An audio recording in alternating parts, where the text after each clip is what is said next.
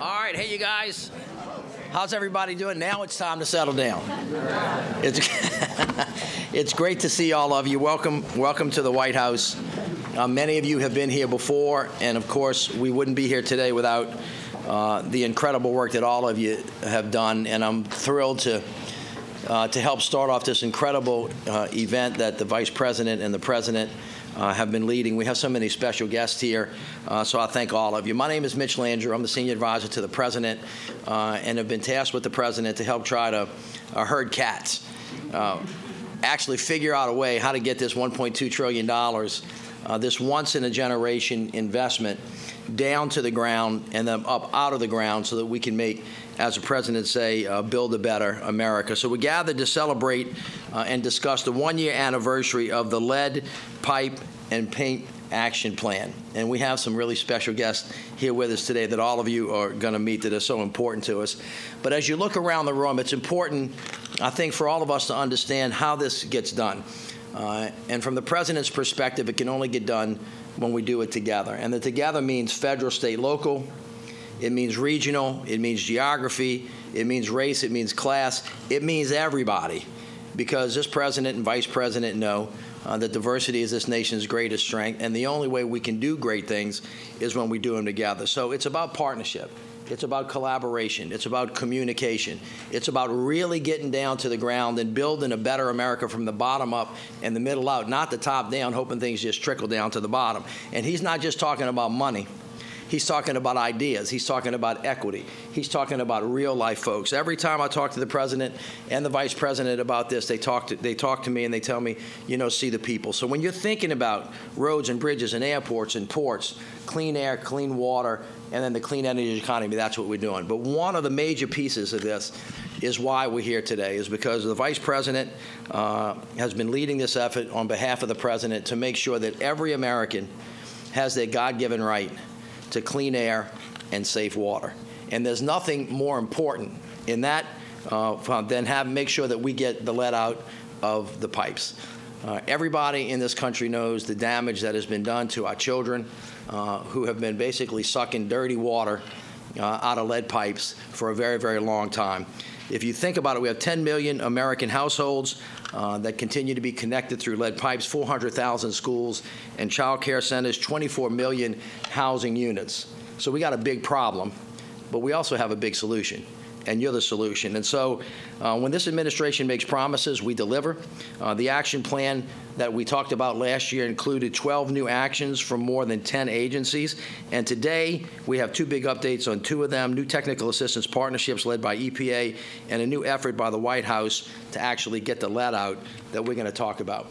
The BIL funding, the President told me, get on it, get the money out the door, get it down to the ground, and don't come see me until you got something to tell me. So our teams have been working together. We've had cabinet secretaries being led by the Vice President and the President all across the country. And then just this last year, we've pushed $185 billion out of the door. We have 7,000 projects. This year, we'll have 20,000 projects that are in formation. And, of course, I've been with many of you to announce some of the initiatives.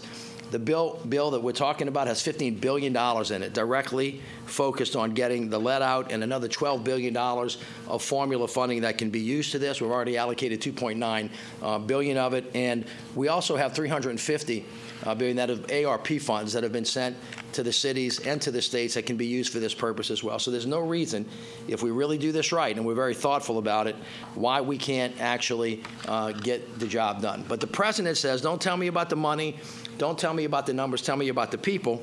And I want to introduce you all to Miss Deanna Branch, who's sitting over there to my left. This young lady, I had the opportunity to visit. I think the Vice President did. She's got two handsome young folks with him, Jaden and Aiden, who basically have allowed us to put a real face and a real person on what it is that we're doing, because sometimes folks get lost in the numbers. But not with this Vice President and not with this President. I also went to Saginaw, Michigan, and actually saw the same challenges. I was in Ward 7 with Mayor Bowser doing the same thing to talk about the impact that it has on real life, real people, and the challenges that we face and the things we need to do so that these two young folks can actually grow up to realize their God-given potential. And they can't do that if we don't give them access to clean air and to safe water. This is a public health issue. Public health issue is infrastructure. It's really critically important that we think about it from that perspective, and then also from the perspective of equity and environmental justice, where this president says we're going to see everybody. We are not going to leave anybody behind. So we have lots of resources. We have workforce development programs. We've got build.gov. We've got technical assistance programs. And I just want to reiterate before I sit down how it's really critically important to the kids and to the parents in Connecticut, Pennsylvania, New Jersey, Wisconsin, all over the United States of America, that this vice president and this president are committed to actually getting this job done. And that's what we're here to do today. Let me just, again, thank you all. 90% of this money is going to be spent by the governors and the mayors and by folks that are in this room. You are the ones who are the folks that are actually going to make this happen. So thank you for being here today. We're going to have a great day of many different panels, and then we're going to be joined wonderfully by the Vice President a little bit later. So thank you all very much. And now let me help welcome one of the great quarterbacks of this effort, somebody that I have worked with really, really closely on a lot of these issues, and I cannot speak highly enough about you, the wonderful Radhika Fox. Thank you, Radhika.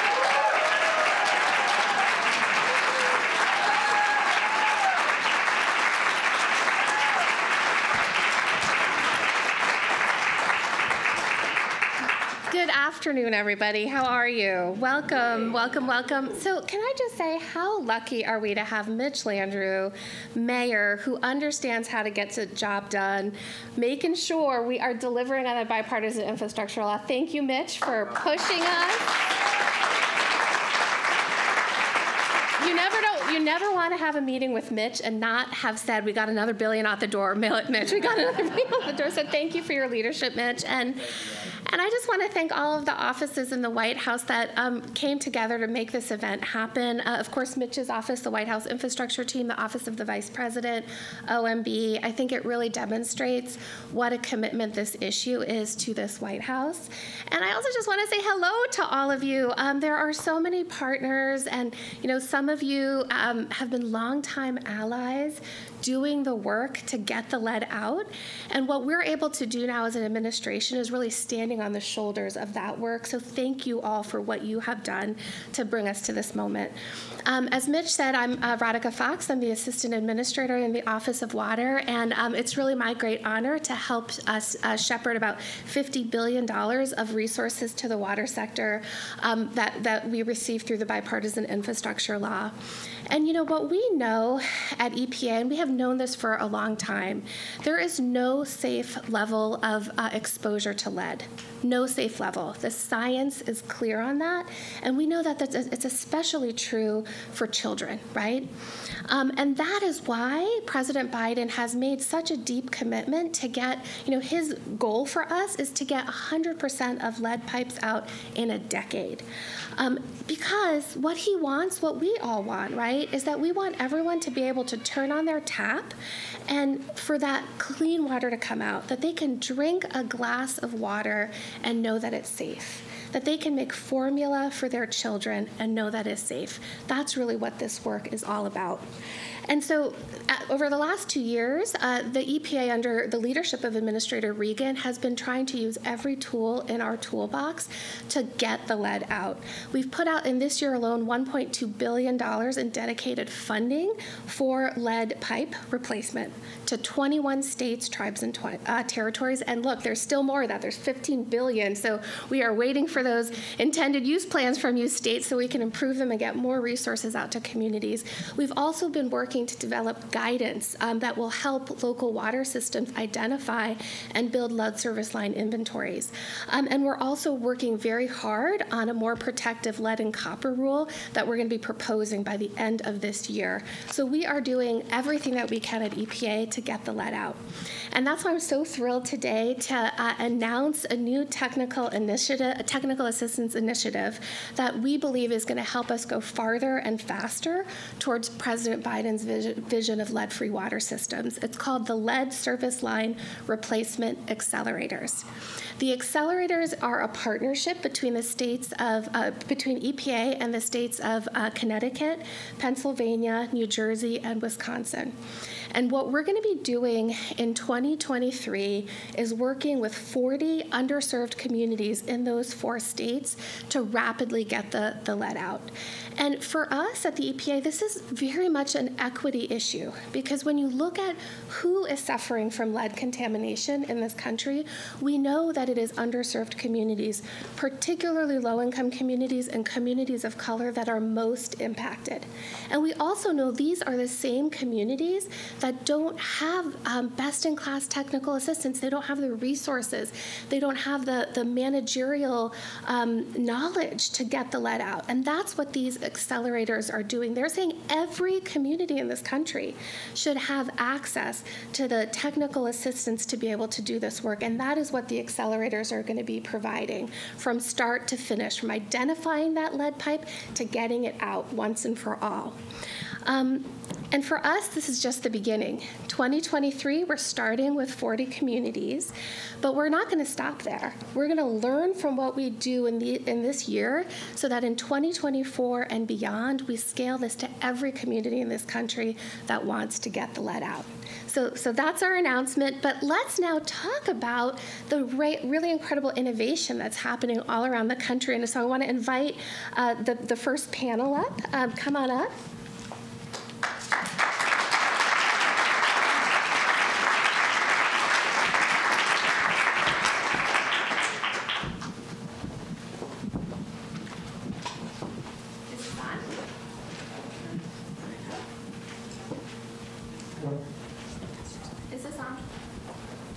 Is this one on?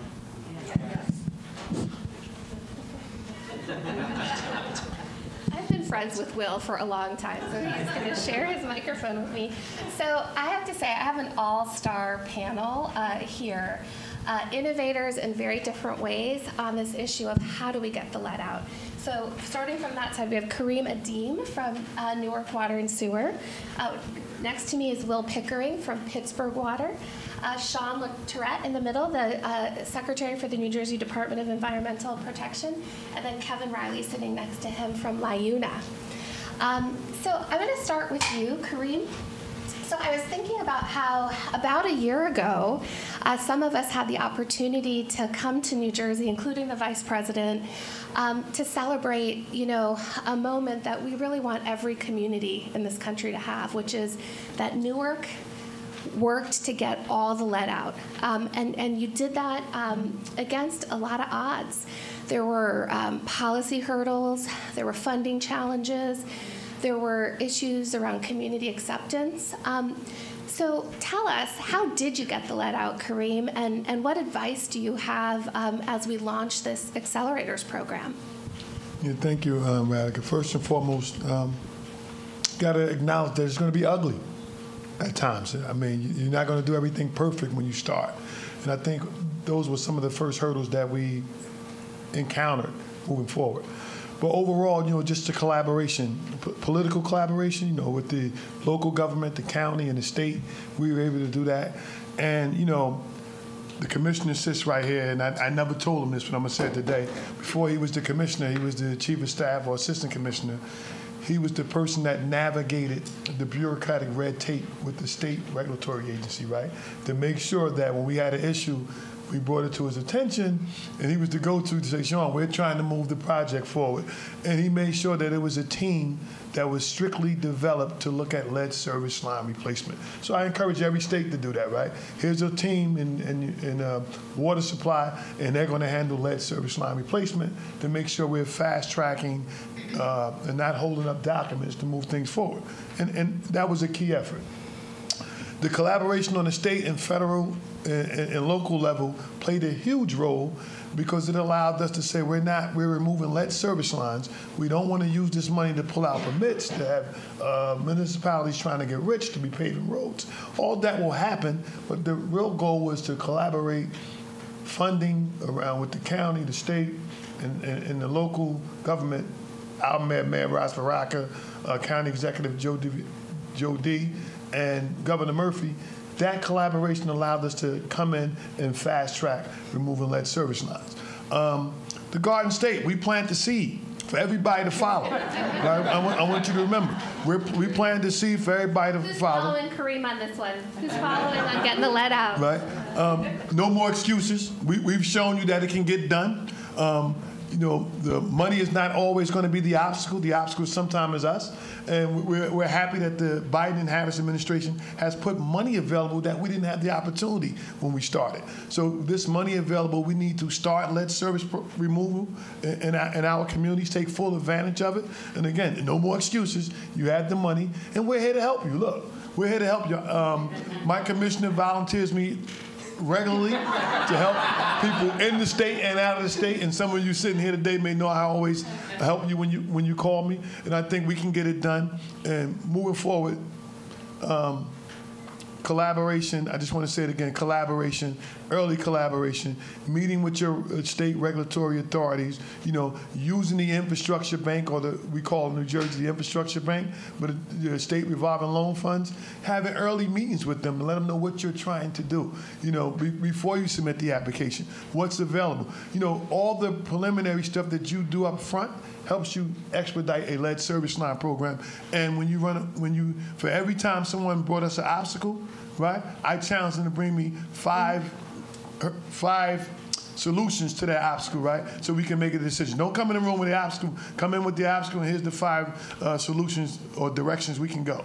So that's a part of what I can say we can expedite. We plan to see the Garden State. No more excuses. Let's get it done.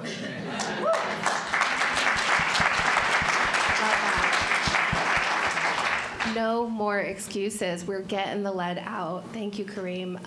So, Will, I'm going to go to you next. So I can say this, which is that, when Will joined Pittsburgh Water, he really brought around a turnaround story. The removal of lead service lines just wasn't happening. The community was very frustrated.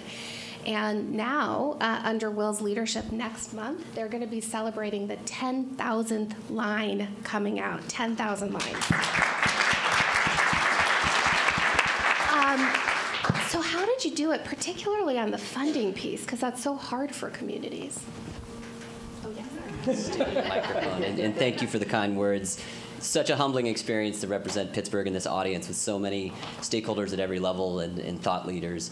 Really, we were aggressively pursuing every channel of funding that we could get our hands on, and that required partnerships with our federal, state, and local partners, like Kareem mentioned. We are tapping our state SRF, which in Pennsylvania is PennVest. We're getting low-interest loans. Excitingly, we're also getting grant funds. Actually, a couple weeks ago, we were awarded our first bipartisan infrastructure law grant of about $13.5 million, so we're very excited about that. And we have been lucky to have local leadership to, as Mitch Landrieu mentioned, the ARP funding is eligible for lead service line replacements. The city of Pittsburgh, the mayor's office, gave us $17 million of that funding for us to focus on getting the lead out in every neighborhood. So as you mentioned, there are no excuses. The resources are in hand, and that's allowed us to get close to that 10,000. We think we have about 6,000 left in a big, big acknowledgement for the Biden-Harris administration of putting those dollars on the table to help us get it done. What was once a really ambitious goal to get it all done by 2026, we're really confident that we can get it done. Well, and you have your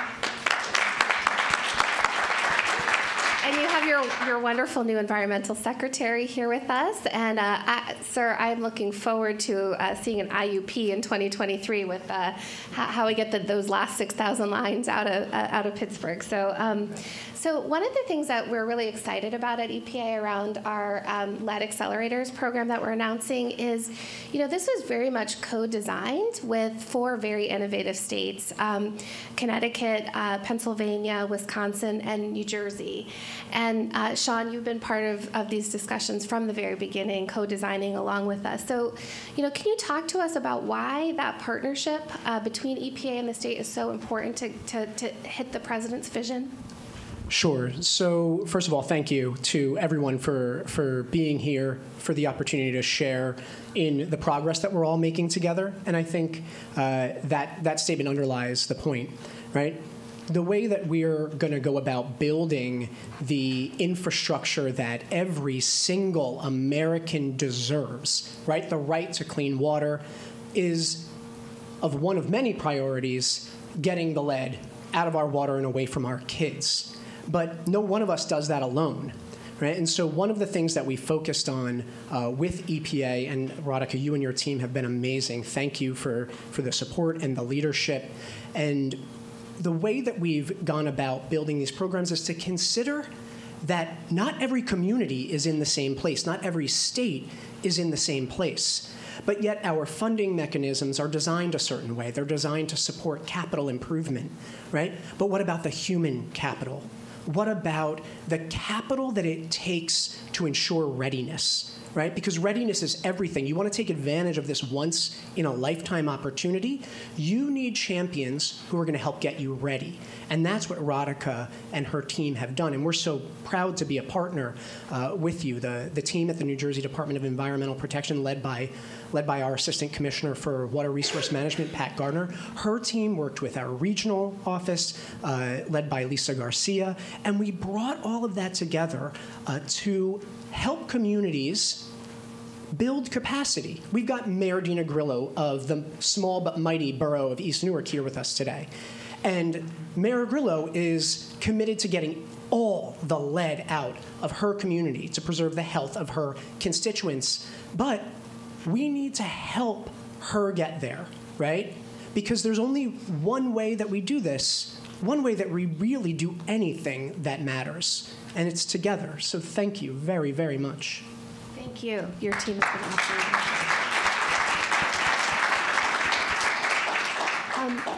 So Kevin, as we've been talking about this work and doing this work at EPA, one of the things that we see is, this is 6 million to 10 million lead service lines out there.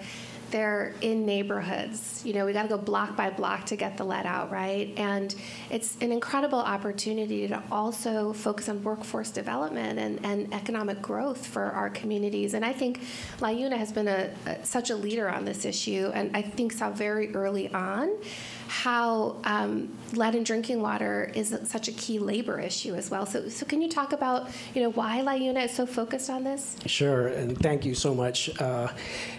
LiUNA represents about 500,000 union laborers in the United States and Canada, and water and sewer infrastructure is what they're doing every day.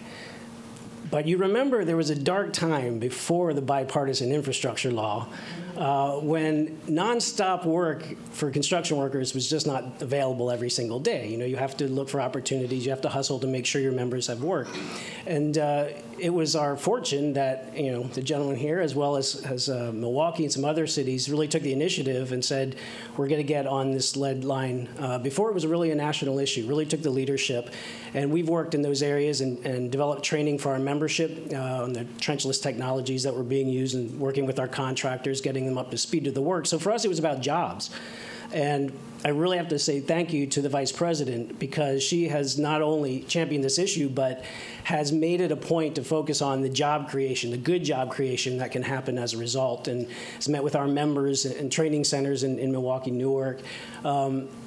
But I think it really dawned on us most in our work in Newark, because I think it was in that first year, 2019, there were about 60 laborers got put to work on the lead program, and 25 of those were out-of-work workers from our local 472. But the local also had gone out and recruited and trained Newark City residents, all of them people of color, 80% of them unemployed, and got them on the job to work next to the experienced union laborers.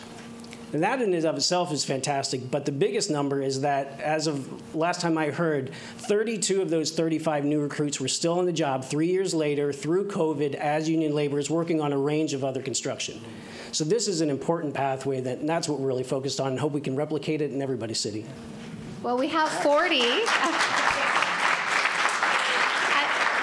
We have 40 communities ready to go with this technical assistance initiative. So, Kevin, we're excited for that partnership. So I have a question for Will and Kareem, which is that, in everything that we're doing at the EPA, we are focused on equity and environmental justice. And as it relates to lead, I mean, this is such a huge equity issue. We know that it is Black and brown communities, it is lower income communities that are disproportionately impacted by lead contamination. And for us, we really believe that equity is not just the right thing to do, but we actually get to better outcomes for our communities when we focus and center ourselves in equity, right? So how have you built that into your two programs to get the lead out?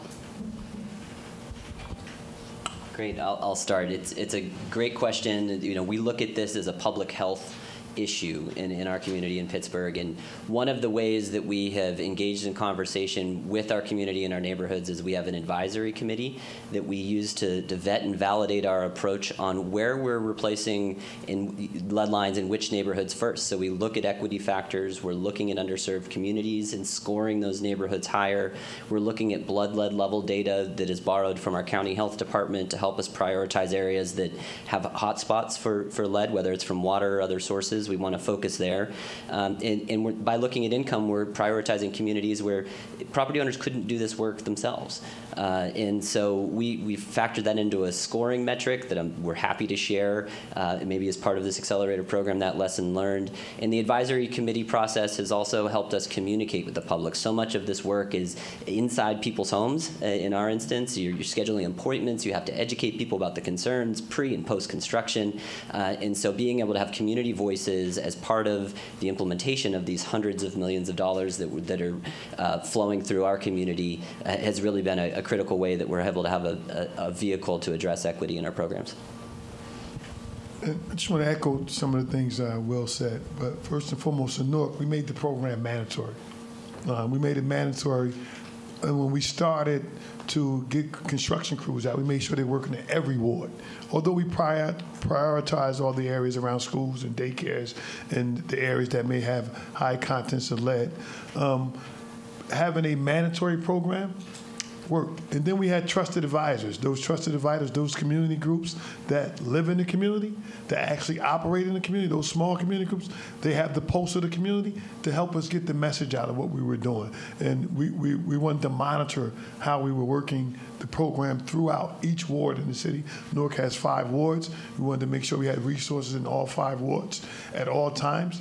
And we wanted to make sure that our community groups, who were the trusted advisors, contributed to getting the message out, whether it was door knockers, signing people up for right of entries, and we eliminated the cost barrier, right? We understood that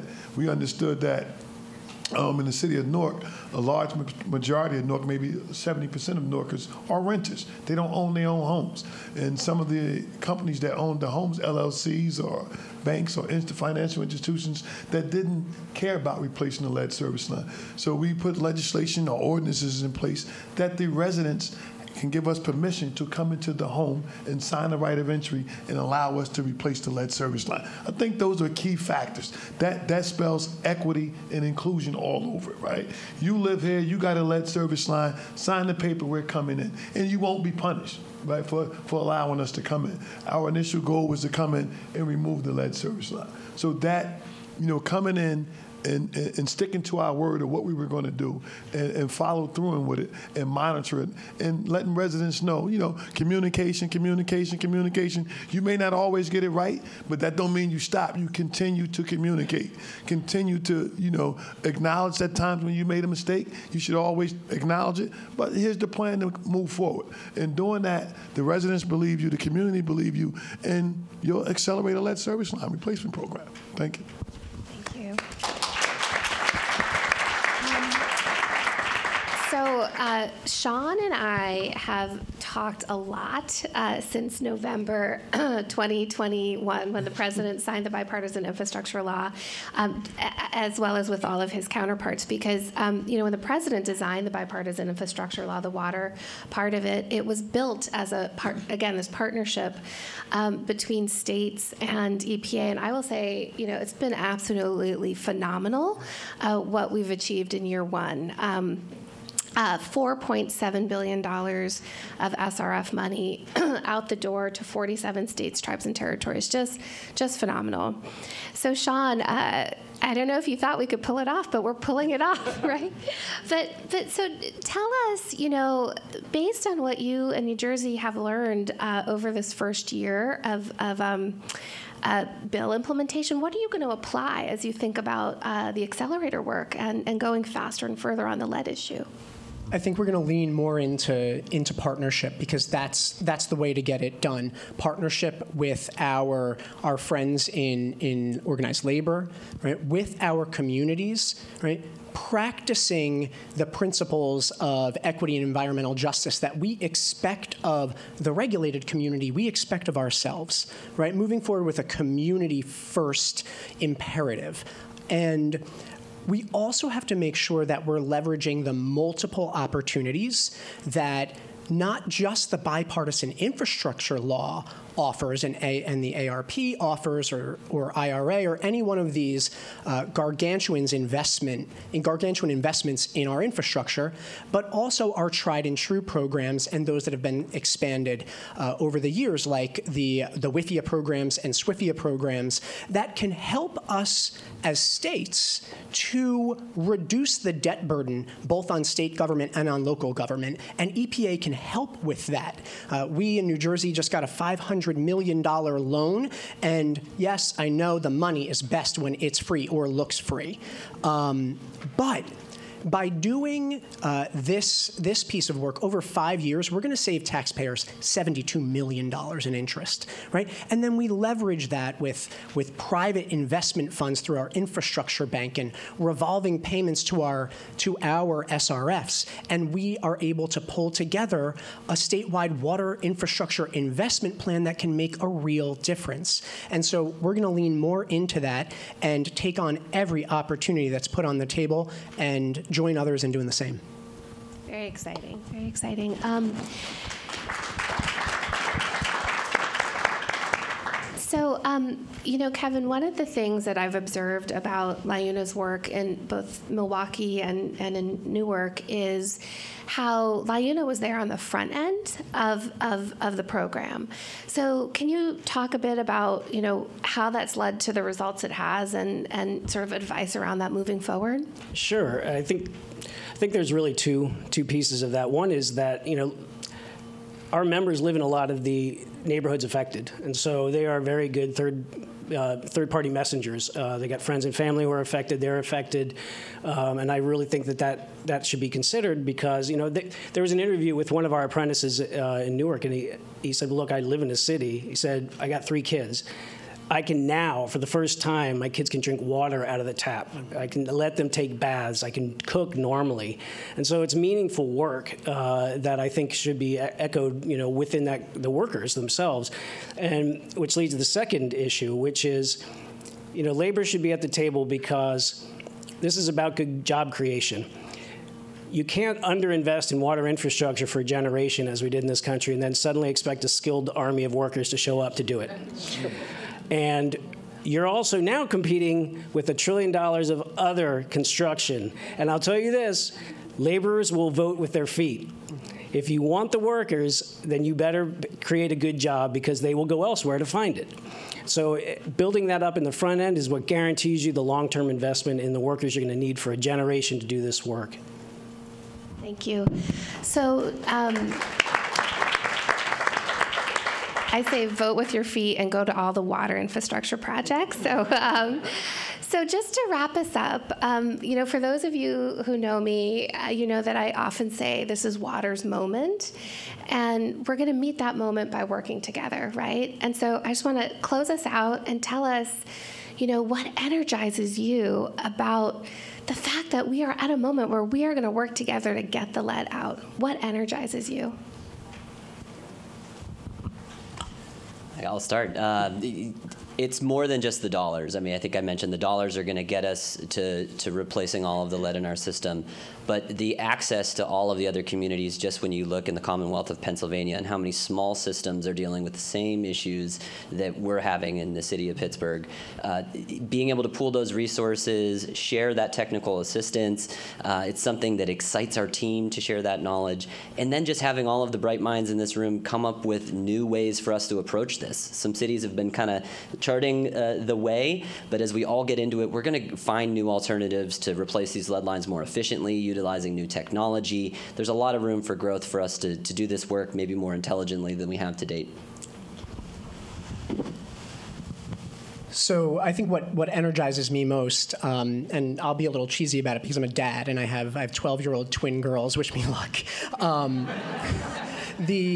And so I think a lot about how I see the world through their eyes, right? And whenever there's a news story about a community struggling with a water issue, they are concerned. And they want to know, usually what I'm doing about it, even if it's not in New Jersey. But I don't want a single kid to ever have to worry about that. Right? And so I'm energized by the folks in this room, by the fine people of our DEP, of EPA, who work their hearts out every day to protect the public health and the environment that we share. And I am just so energized by the commitment to what Kareem has said, that we have no more excuses, right? We have to be motivated to action, and I am energized by everyone's motivation. I think the opportunity now is, sort of that doing right and doing good. Our members take a lot of pride in the work they do, and it's very meaningful work that I think the economic and environmental justice issues is going to be front and center. There really is a lot of pride in that. There's no doubt, and that's going to attract workers. But I really think the excitement is, at some point, I don't want any laborers working on this work because we already got it done. And they're off doing construction on clean energy futures and building our manufacturing base and technology we haven't even thought of yet. So that's our hope.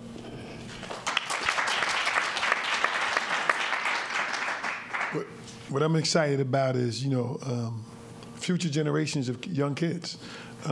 Tens of millions of kids will not be potentially exposed to lead in the drinking water, right? Because what we're starting to do now and the investment in infrastructure in the future will make sure those undisturbed communities are at the front of the table, right? And making sure we're not being overlooked. So I'm excited to see that, this investment in what we're doing now will potentially protect tens of millions of kids from potentially being exposed, future generations, from lead in drinking water.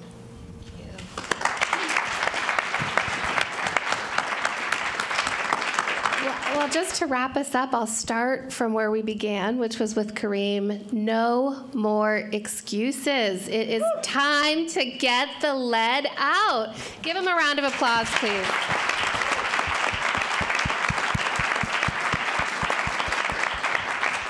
All right, thank you.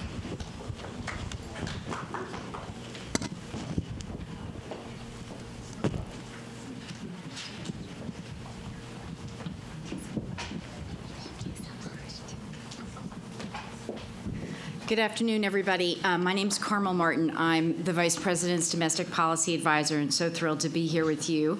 I'm going to play MC, so I'm not going to take a lot of time, but terrific. That was just a terrific panel that we just heard from. And next up, I'm going to introduce the USDA Undersecretary, Taurus Small, who's going to talk about the administration's work in rural America. So please welcome her.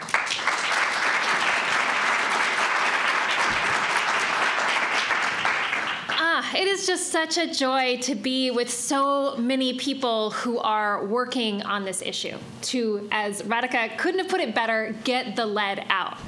I think it's also wonderful that we're all in the same room so that we can learn from each other like I just did, and that we can be reminded of the high stakes that we face, the people who are counting on us, and the great team that it's going to take to do it across the country. When it comes to infrastructure, there's not much more essential than clean, safe drinking water. And that's why President Biden and Vice President Harris have made replacing lead pipes a centerpiece of their bipartisan infrastructure law. As we know, water is crucial. As my nana, who was a farm worker, used to say, el agua es la vida. Water is life. And at USDA Rural Development, we know that it is also crucial for rural places to thrive. Now, I know that's not all of you. Who's here from a place that's with people less than 50,000? All right. What about less than 20,000? Excellent. Any less than 10? Excellent. But we're all in this together. As Radhika said, we've got to keep building and growing to get the lead out. And it's a matter of us being united as a country. It's also a matter of equity. And that's why I'm so deeply grateful for Vice President Harris, for her priority of equity, and for President Biden's priority of equity. It's needed because we know there's 10 million Americans, at least American households, that are connected to water through lead service lines. We know that there's more than 400,000 schools and childhood facilities that are at risk of exposing teachers and their students to lead. But here's something you might not know. The Department of Ag is a leader in construction and technical assistance financing. And Rural Development's Water and Environmental Program continually delivers on its mission to provide affordable, safe, and reliable water and wastewater access to people living all across rural America. So just in the Biden-Harris administration, more than $130 million in loans and grants have gone to projects that include removing lead service lines and lead pipes all across rural America. Now, $130 million, I'll admit, that might sound small, especially post-bipartisan infrastructure law. But let me tell you about what that means to a specific community. So Madison is a town in rural Maine that's less than 5,000 people. And that's a pretty standard client for us. We're lucky if towns like that have a volunteer mayor. We're lucky if there's a full-time clerk. So when their water district, which supports 2 low-income schools, found nearly 34,000 feet of pipe with leaded joints, they were looking at a price tag they couldn't afford. But they also couldn't afford to keep their kids, the very future of their town, in a school with dirty water, with unsafe water. So they worked hard to find the pipes and to partner with Rural Development. We just heard from New Jersey about how much work that takes, right? And in return, the Biden-Harris administration provided a $9.5 million grant and loan last March to get the lead out. Now the kids, the teachers, and other faculty that use these facilities have a safe place to be and a safe place to build the future for that town. So water is a crucial part of the equation, and that matters in schools, that also matters in homes. We heard about that. And so the Rural Development also has a crucial program, Section 504, that helps homeowners make sure that their home is safe. Because when we talk about equity, being able to finally own a home is a crucial part of building that equity. But as we've learned in other cases, home that could be a source of wealth can be a trap when it's not safe. And we know the dirty truth, that a home can be a trap all too often for people who have been denied justice, for people who've been ignored or systemically discriminated against. And so making sure that their homes are safe is crucial. Across rural America, that means making sure that homes are safe in Indian country. It means making sure that homes are safe in the Black Belt. It means making sure that homes are safe in rural Alaska. It means we've got to get the lead out everywhere. So that's why I'm so grateful to be here with this group today, because you are doing something about it.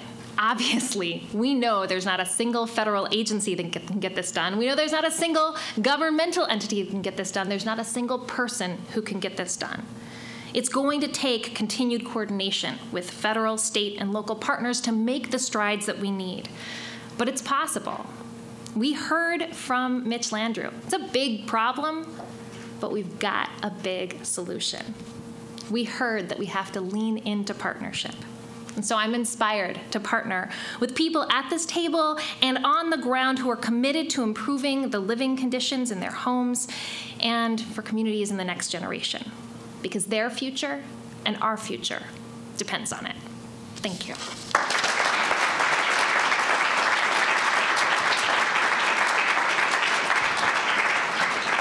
Thanks so much, Undersecretary. And also, just to really demonstrate how this is an all-of-government approach for the administration, I'm thrilled to introduce Dr. Buchanan from our Department of Health and Human Services, who serves as the Interim Director of Environmental Justice there. Thank you.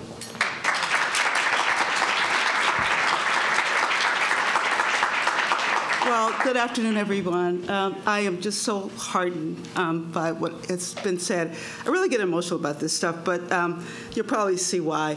Again, as everybody said, or I was introduced, I'm Dr. Sharonda Buchanan, and I am serving as Interim Director of HHS's new Office of Environmental Justice. You've heard Mitch and Radhika and others say that this is an environmental justice issue, and it is. So I do see a couple of familiar faces in the audience, but for those of you that don't know me, and you'll figure out why I'm so emotional about this, I'm actually a long-term public health servant. You heard Mitch say that this is a public health issue, and it is. I've been in public health for a little over 30 years. I always tell people I started when I was 5. With more than 25 of those really being focused in environmental justice, particularly on the issue of childhood lead poisoning prevention. So my commitment to this issue is just not a career issue. I grew up in Houston, Texas. That's not so rural. But again, this issue and others like it really hit home for me. I mean, I actually lived some of this. So not just am I committed to this in a career fashion, but this is a lifelong, personal, just a passionate commitment of mine. Again, and you can hear the passion in my voice.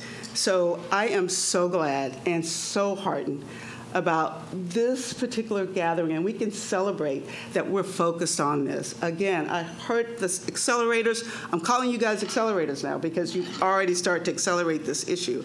And I'm so heartened that we're on the ground really taking action. That's really, really key to address this issue. So just kudos for all of what we've done in that area. So, I mean, you know, this issue is a real issue that we can't take for granted. I really appreciate all of what's going on here, and I hope we just, as Radhika said, we will continue to go forward. We will continue to do more and more and more to address this issue. I believe most of you know that there are detrimental effects of lead. To put it bluntly, it is a neurotoxin.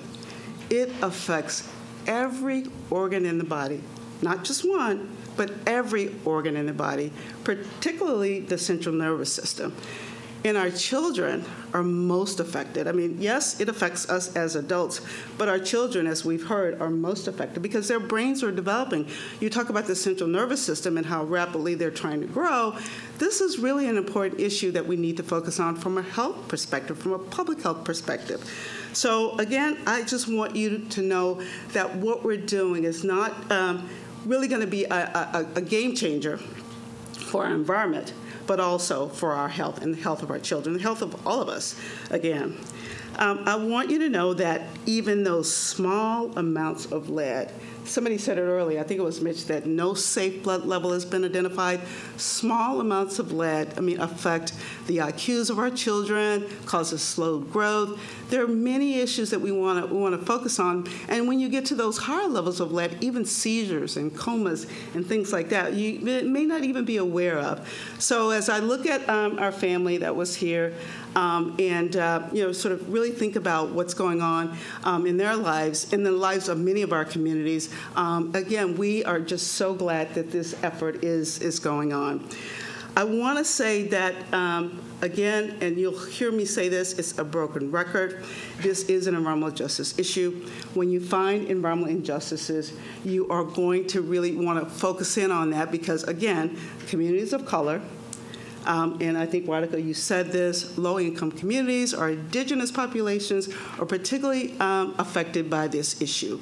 So when we think about sort of health and health equity, because it all affects our health, we really want to make sure that we're focused in on this issue around, again, eradicating lead in our pipes, if you will. The risk factors, I just want you guys to know, for higher blood lead levels for children in this country include race, ethnicity, housing age, that is a factor, and of course, poverty. The contribution of lead pipes to elevated levels is enormous. And that is why addressing this lead service line issue or lead pipe issue is really, really important. I think we all know that lead service line and that the whole concept of the corrosion issue is affecting the lead and making sure that it gets in the water. I mean, just think about it. When you're thinking about the corrosion and the fact that there's pipes and there's water coming through it, it potentially be affected, particularly in health. So it is so critical that we're focused on this issue. Though banned, a million or millions of lead service lines still remain in the United States, although it was banned several years ago, I think about 30. I am glad that this administration is focused in on this issue. So thank you, Vice President Harris, President Biden. I am just so heartened by that. I want to bring one more thing to your attention as we think about our children. And the fact that we really want to focus in and find those kids that have already been exposed. So blood lead testing of our children, I think I was talking about it with one of my colleagues right there, is really, really important. We want to be able to find those kids and actually get them the services that they need. Really, blood lead testing is going to be really, really key. We already know that we want to increase those screening rates. This is going to be so critical in finding those children and making sure they get, or to the best of our abilities, be made whole. Some of these effects of lead are lifelong. They're everlasting. They're irreversible. So we need to find them as soon as we can, and we know that they're out there. If a child is found to be lead exposed, the information that we can gain from that is really important. It can give us an opportunity to figure out where that lead is coming from. Again, as we're doing surveillance, we're doing that testing, we can make sure that we're looking at our daycares, our homes, not just our homes, other facilities where we find our children. And by the way, the CDC and the administration is working collectively. There's an MOU where we're going to focus in on schools and daycares and childhood facilities. So I'm very, very heartened by that. Again, I want to make sure that we are all aware, and I believe we are, of the health effects of lead. I'd like to just reiterate the fact that we need to find our kids, we need to test those kids, and the importance of the work we're doing, I just can't stress enough. I have been, as I said, in this arena, public health arena, for a little bit more than 30-some-odd years. And I have not seen an administration this passionate and this genuine and this dedicated to an issue like this. So kudos for all of you who are working state, local level, community-based organizations together. It's going to take a village, as we always say, but we can get it done. We can get the lead out, right? Yes.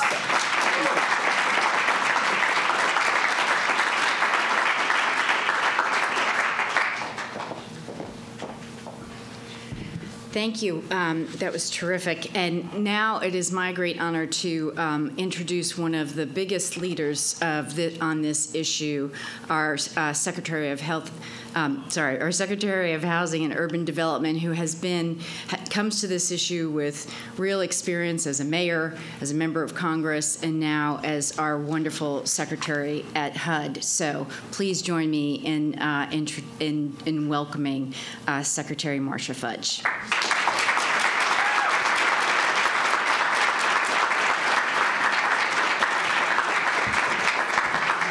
Good afternoon. I like y'all already. Good afternoon, all. Thank you. It's very nice to be with you. I want to thank, of course, the President and Vice President for addressing an issue that is so very personal to me. I want to thank you all for being here. I think all of you know that the United States, despite its faults, is still the greatest nation in the world.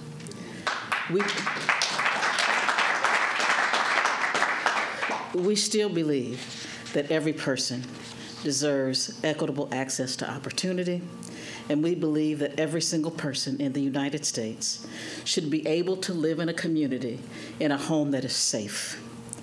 That is why we are here today, because unfortunately, what we believe does not always translate to what we experience. Too many children in this country are, as I say, born behind the starting line of life. Too many people go to bed never believing that there is any hope for them when they wake up in the morning. And that is why this administration is so committed to building an America that lives up to its ideals, to advancing racial equity, so that all people, no matter their background, no matter their zip code, can thrive in this nation, and to remediating health hazards from our homes and our communities. I come from the city of Cleveland, Ohio, that has some of the best health care in the world. Now, I may be biased, but it has the best health care in the world. And the president of the Cleveland Clinic called me one day and he says, you know, we have to do something about lead. He said to me that we lose in my one county 1,000 children annually to the debilitating effects of lead. That every child they have examined in the Cleveland Public Schools has elevated levels of lead. It is a silent killer that has gone on for much, much too long. So I am committed to doing my part to ensure that every child can grow up healthy in this country. You know,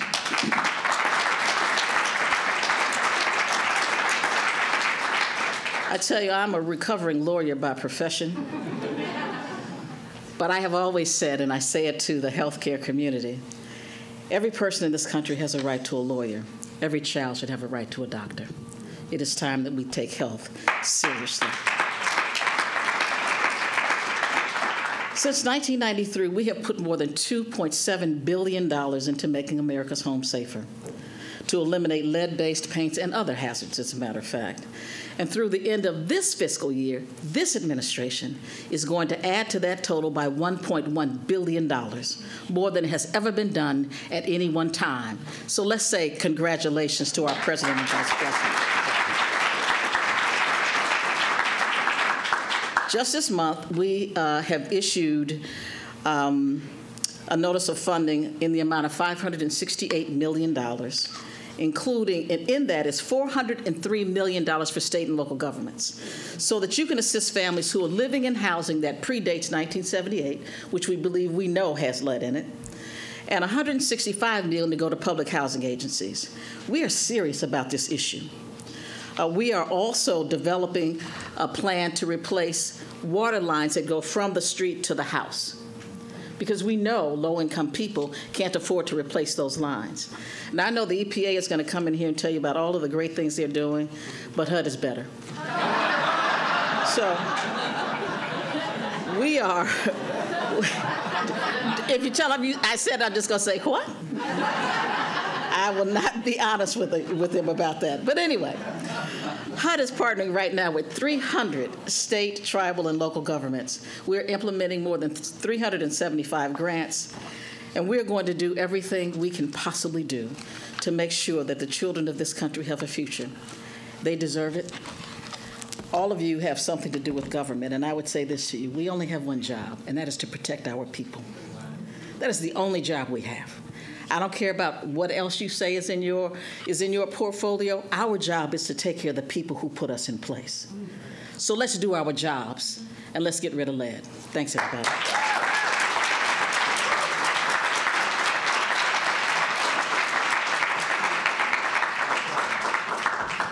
Thanks so much to our Secretary of Housing and Urban Development. And now I'm going to introduce our next panel, which is a panel that consists of city and utility leaders who are getting the lead out at the local level. So they're where the rubber meets the road. So I'll start by introducing the moderator for our panel, Gabe Amo, who is our Deputy Director of Intergovernmental Affairs here at the White House.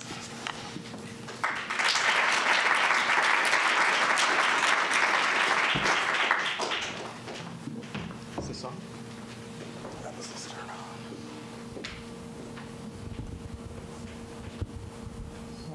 I don't know if this is, it is on already. There we go. Thank you so much for that introduction. We have a few local officials to share their perspective, so I'll introduce them up here to begin this panel. So Mayor Johnson from Milwaukee.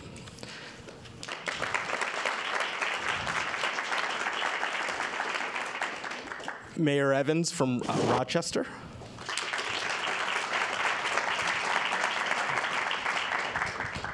County Executive Meyer from Newcastle County, Delaware.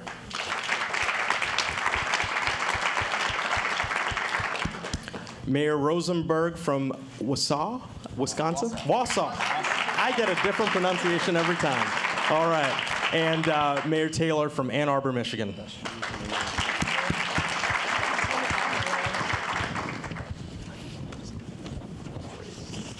Well, again, good afternoon, everybody. I want to reiterate the thank you from my colleagues across the government and here at the White House for all of you being here today. This partnership is part of an exciting moment in our history, and we're deeply grateful to the President and Vice President for their leadership on addressing lead service lines and the importance of protecting our drinking water. Today, we have several elected leaders from communities who are still dealing with the enormous task of working to remove lead service lines and ensure a healthier and safer future for our children. And so what I'm going to do to kick us off is really just hear from each of these leaders about the work that they're doing already in their communities and some of the challenges that they faced. And so why don't we start on the far end with you, Mayor Taylor, and tell us a little bit about what you're experiencing in Ann Arbor and some of the work that you have coming ahead. Super. Well, thank you so much. It's a great pleasure to be here, and it is, of course, because lead is such an important issue for really all of us, for our children, our future. It is insidious, and it is our responsibility, as the Secretary said, to really take care of our people, and we do that through our municipal water system in this context. In Ann Arbor, we so many of us stand on the shoulders of giants, and I'm so grateful as the mayor of Ann Arbor that folks in Ann Arbor have been keyed in on the issue of lead for some time. When I rolled in, we were getting towards the end of our project for the city-owned lead service lines, and by 2016, in a decades-long effort, we did make sure that all of our city-owned lead service lines were out, and that is the current condition. But of course, going forward, we have private lines to consider, private lines to address, and we were in the middle of we're middle of planning for a smart meter program, and with our smart meter program, we were having folks on the ground in every parcel of our community. We were able, through that, to have an actual enumeration and create our own inventory of private lead service lines, private galvanized pipe. We identified about 1,300 and developed a plan to take care of them. Then rolls into COVID, of course, and eventually, thank goodness, the American Rescue Plan. So we in Ann Arbor, thanks to the Biden-Harris administration's focus on ensuring that we are able to help the recovery, we were able to roll out 300 lead service line, 300 galvanized pipe replacements in the city of Ann Arbor as a result, a direct result of that funding. We are, of course, focusing on making sure that we're doing this all in an equitable fashion. We understand where the low-income parts of our community are. We are working with community organizations, neighborhood groups, making sure that we let folks know what we're doing, why we're doing it, and how they can help. It's something where we have to get everybody on board because it's obviously incredibly important and critical. We're working with Ann Arbor Public Schools, making sure that every faucet, every fountain is lead-free, so that children can come to school and have water safely. It's something that we're excited about. It's a project. We're hopeful that over the next 7 years we'll be able to complete it, so that there'll be no lead or galvanized pipe in the city of Ann Arbor. Thank you, Mayor. Mayor Rosenberg, after you. Thank you. First off, Wausau is an Ojibwe term, means a faraway place, so true for a lot of people here. I think one of the big things we're doing is we were able to use the American Rescue Plan funding to start to work with a consultant, so we could start understanding the scope of the problem, understanding where these lead service lines are, and we found them all. We got about 8,000 left to take care of. We've been diligently taking care of those public side lines. But sometimes when you are approaching somebody's home and you say it'll be $6,000, they say no. So thank you. I see our DNR secretary here. We've gotten some grants. We were able to also replace some of those private lead lines. But we need to do it faster.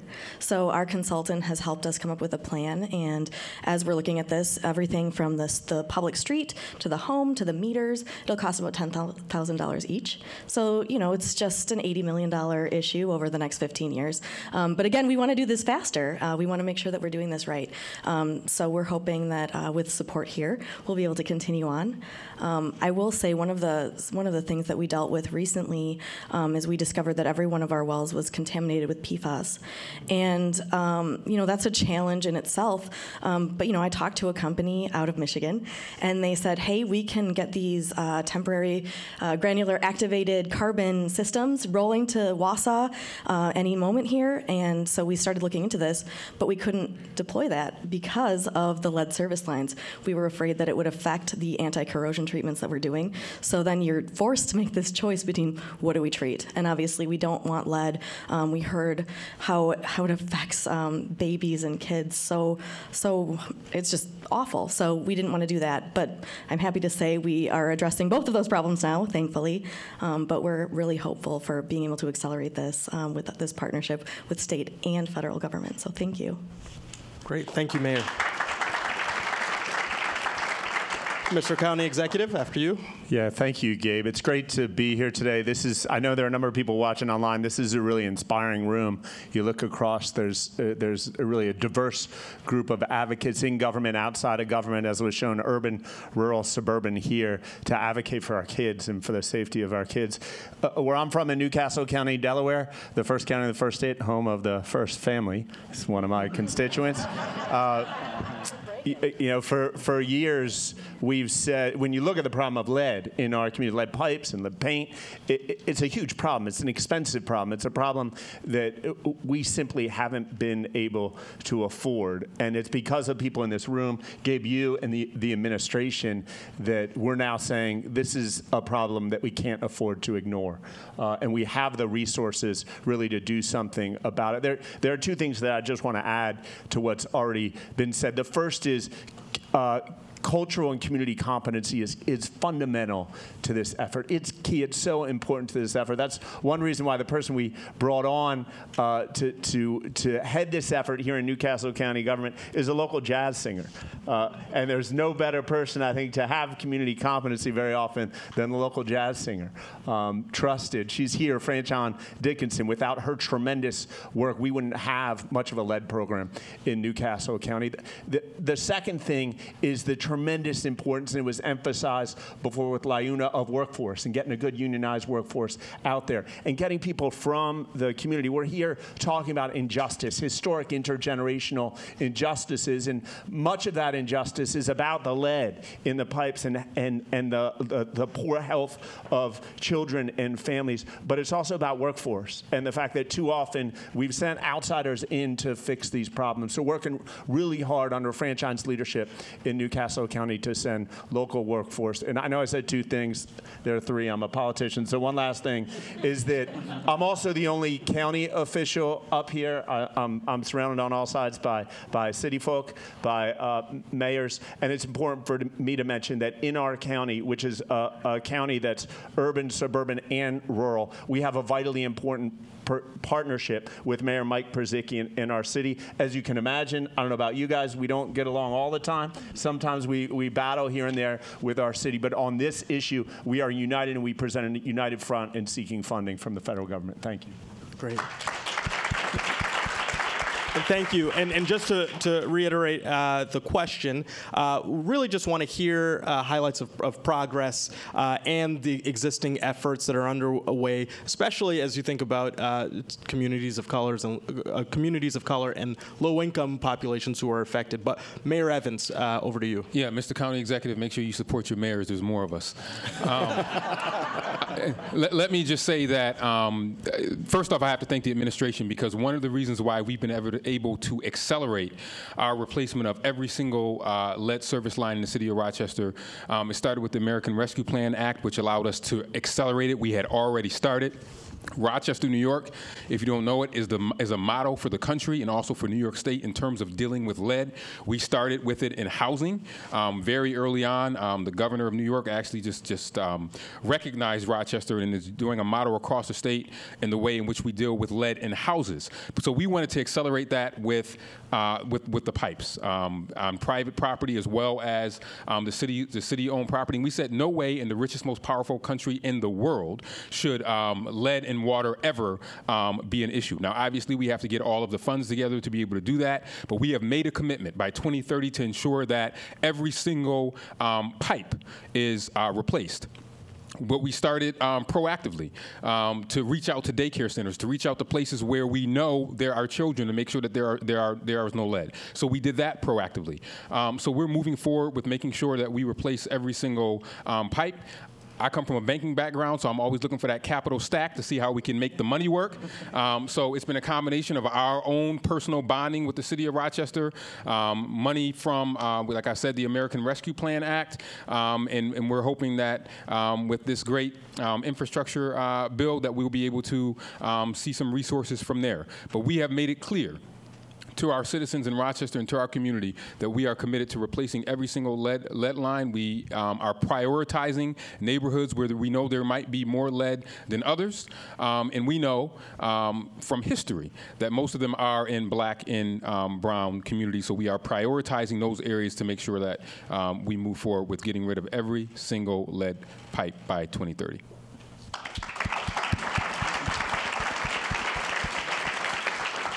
Thank you. Mayor Johnson. Thank you. And let me start off by thanking, of course, the Biden-Harris administration for all of their great work in prioritizing this really important issue for communities all across the United States, but really, and most importantly, I think, for states that are in the Midwest, the 8 states in the Midwest around the Great Lakes. And I'm fortunate enough to be a part of the Great Lakes St. Lawrence Seaways Initiative. And it was mentioned earlier on that there are some 6 to 10 million lead service laterals in the United States. Some 3.1 million of those lead service laterals are in the Midwest. And in Wisconsin, Mayor Rosenberg, who is from Wausau, just up the road a little bit from Milwaukee, she talked about the fact that there are 8,000 lead service laterals in her city. In the city of Milwaukee, we're sort of a microcosm of the larger issue that we have around the country, in that half of the state of Wisconsin's lead service lines are in my jurisdiction, in the city of Milwaukee. There are 66,000 lead service lines in Milwaukee that we've got to address. And the partnership that we've seen from the Biden-Harris administration is really helping to put us on a position, on a pathway in order to address it. Now, certainly with the American Rescue Plan Act, we've been able to make a significant investment in working to remove lead, working with our partners on the ground, our Coalition on Lead Emergency and others. The bipartisan infrastructure law that was putting us in a very strong position to be able to accelerate our work to remove lead service laterals from the ground, affecting families in Milwaukee. As a matter of fact, that family that was here, Deanna Branch and her 2 sons, Aiden and Jaden, those are my constituents. They live in the city of Milwaukee, and her sons had issues with lead poisoning. So this is something that we take very, very, very seriously in the city. And so for us, especially with the passage of the bipartisan infrastructure law, is going to create an opportunity for us to be able to expand on our work, to accelerate the work that we're doing to remove lead service laterals in the city. And we'll be able to do it in an equity-focused way. And so what do I mean by that? I mean that it'll put us in a position to get more lead service lines out of the ground and focus on a number of areas, on social economic indicators, on indices of elevated blood lead levels, as well as focusing on the concentration, the density of lead service laterals that are in the ground across our city. And that builds on the work that we've been doing for years in Milwaukee. We've got an established program. I'm glad that Rochester has a national example. I think we do too in the city of Milwaukee. We've been removing lead service lines over the course of the past 6 years. We remove them at about a clip of 1,000 per year. So we got about 66,000, 65,000 left. So we've already removed several thousand. Our trajectory when we first got started on this was 70 years at this clip. So we need the additional resources from other levels of government. I'm glad that Secretary Payne from the Wisconsin Department of Natural Resources is here as well, and our partners at the federal government are helping us to remove these laterals as well here. So there's a lot of work that's happening in Milwaukee and in Wisconsin. Our city, again, is removing those lines. We're working to make sure that our citizens know about the challenges with lead. We send flyers in their municipal services bill several times a year so they know the consequences of lead. We work to make sure that when new daycares come online, they get bumped up, prioritized to the top of the list because we know the effects on children, and we remove those lead service lines. Our water utility in the city pay for the removal without any cost to the daycare center, and we're working with all of our partners just across the space in order to make sure that we're tackling the issue in Milwaukee. So we're happy to have the partnership with the administration. We really are.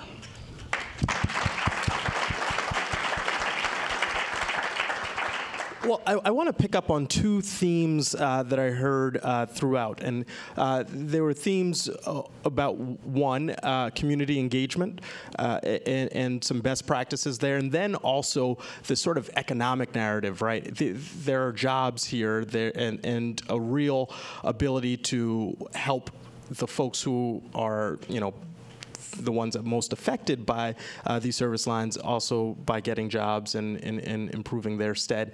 Can you, mayors, and we can sort of do popcorn on this one, but can you share some thoughts on best practices on both the community engagement practices and how you've provided access to economic opportunity through this work? I guess I'll just start. So the city of Wausau, we are 11% Hmong out of our 40,000 residents. And so ensuring that everybody understands what's going on, making sure that our elders understand what happens, communication is really important. So that's actually part of our plan with our consultant to make sure that we're communicating in a language that people recognize and can understand. So there's that. We've also worked with some of our local plumbers to train them. We've paid for their training. How do we remove these properly? How do we make sure we do this? And of course, there are a lot of jobs for plumbers right now, so making sure that we can keep them in the fold with us is really critical right now too, but there's certainly a lot of opportunity for us to continue doing this and more. And I think the education with the community, because I got a call, we get calls in the office that says, why are you tearing up our street? What are you doing? And then when you explain to them that you're replacing those pipes, they see the importance of that.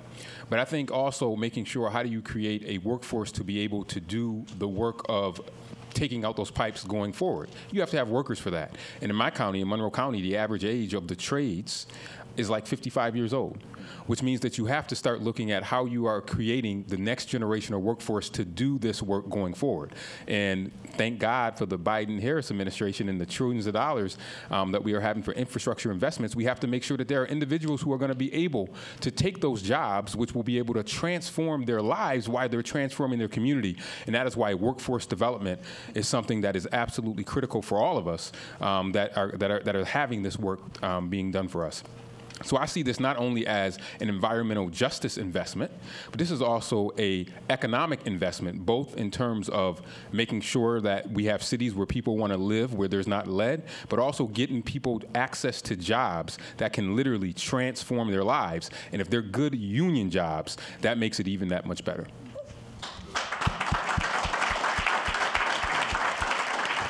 You know, piggybacking on that, I'd like to say too. I think it's about communication, and for us in Ann Arbor, it's about best value. You have to communicate to residents, let them know what you're doing, why you're doing it, meet them where they are. Of course, you know, as I mentioned earlier, we engage so much with our community centers, our neighborhood centers, to make sure that residents of all kinds who are used to receiving services, used to receiving help, and from those locations can understand what their government is doing through that site.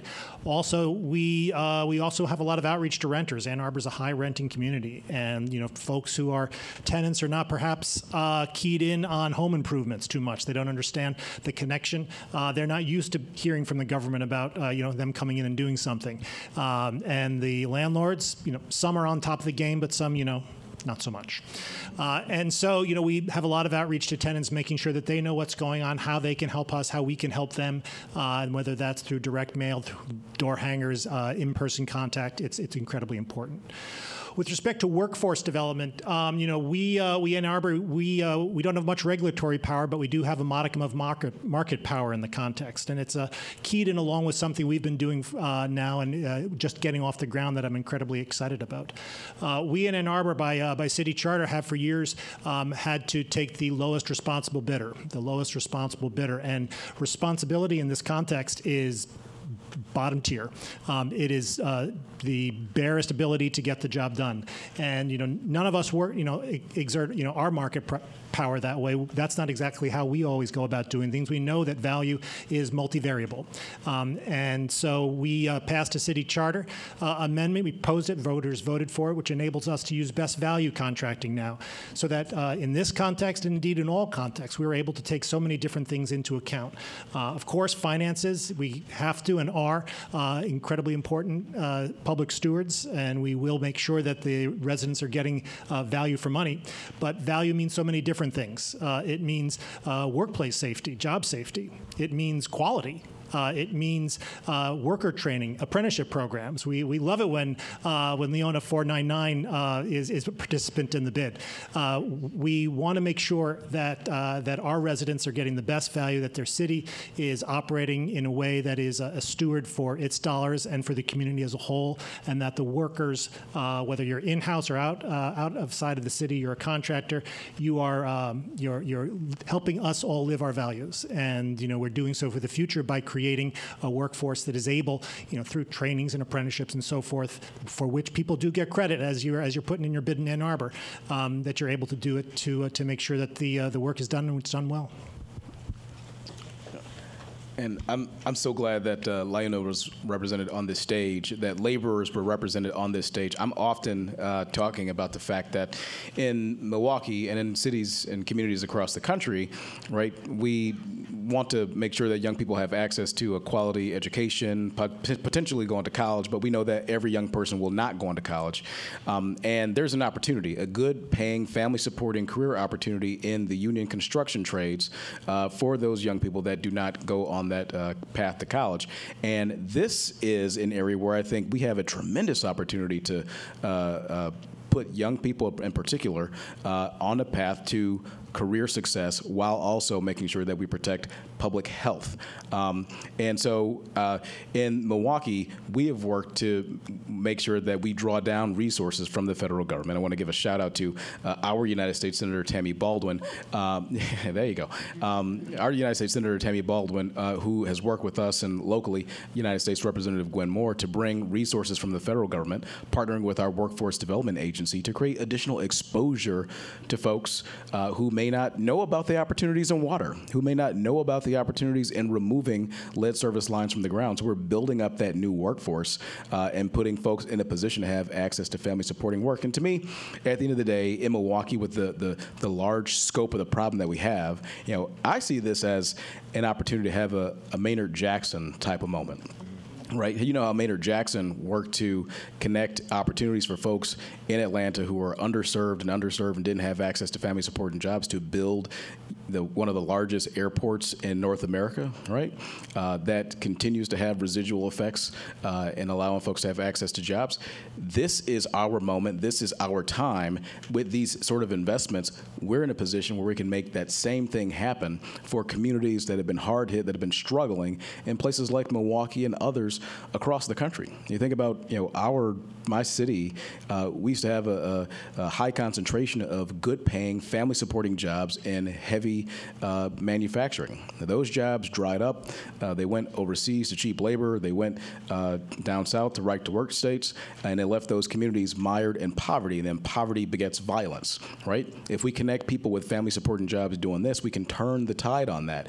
And by the way, I want to give a shout-out as well to President Biden, because as all of us know, manufacturing is back in the United States under his leadership. We want to see more of that.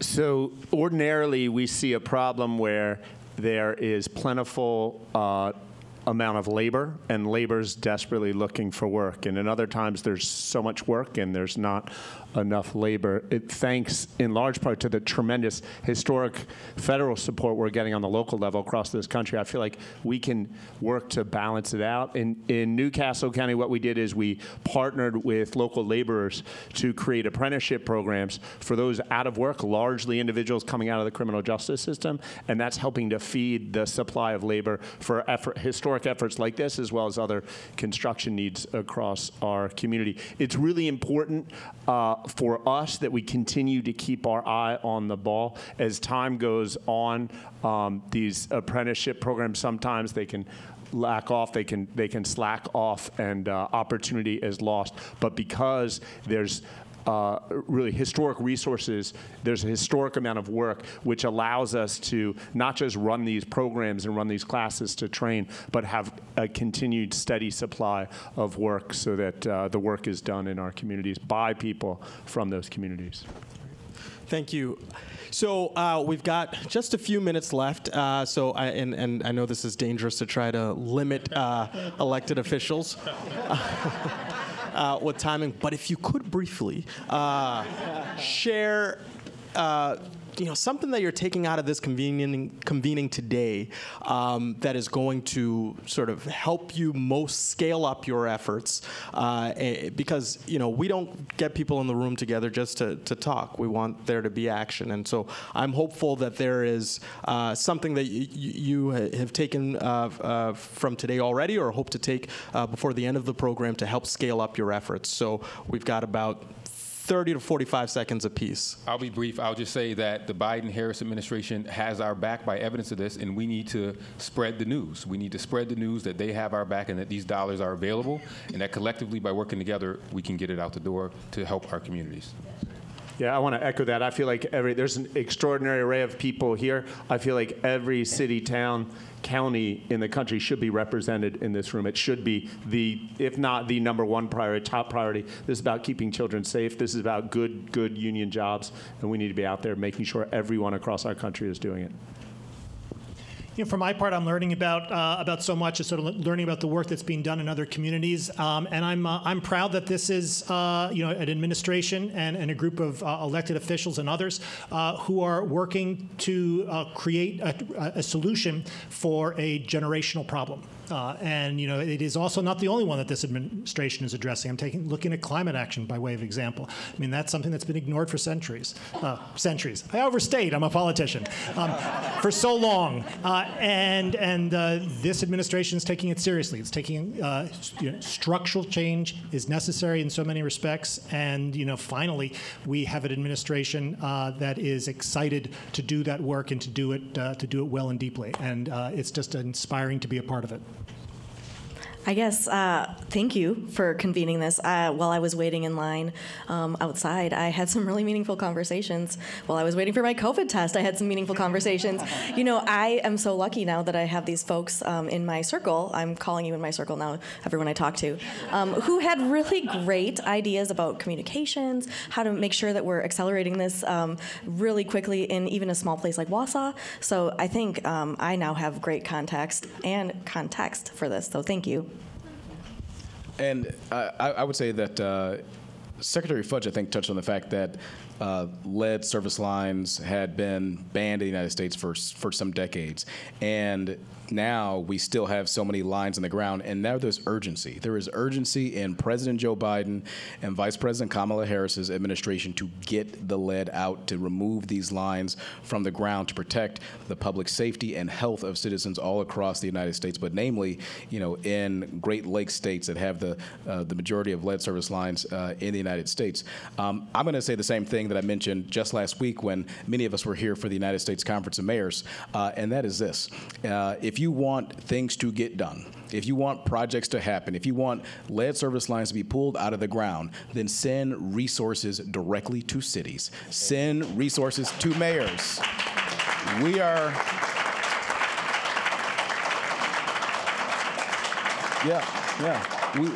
We are where the rubber meets the road. We're the ones that deliver service. We're the ones that get things done. So send those resources directly to mayors. Send those resources directly to cities, and you'll see a healthier America and healthier cities all across the country. Thank you. And counties. Boom. And counties. Sometimes. Well, as most folks in the room know, the president and vice president started their career as local elected officials. And so it is with that ethos, I want to ask everybody to give a round of applause to our great local leaders for their perspectives today.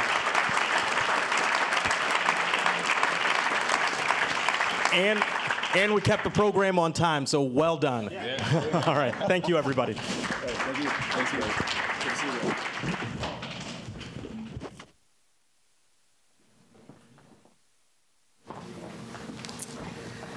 Thanks so much to Gabe and that terrific panel.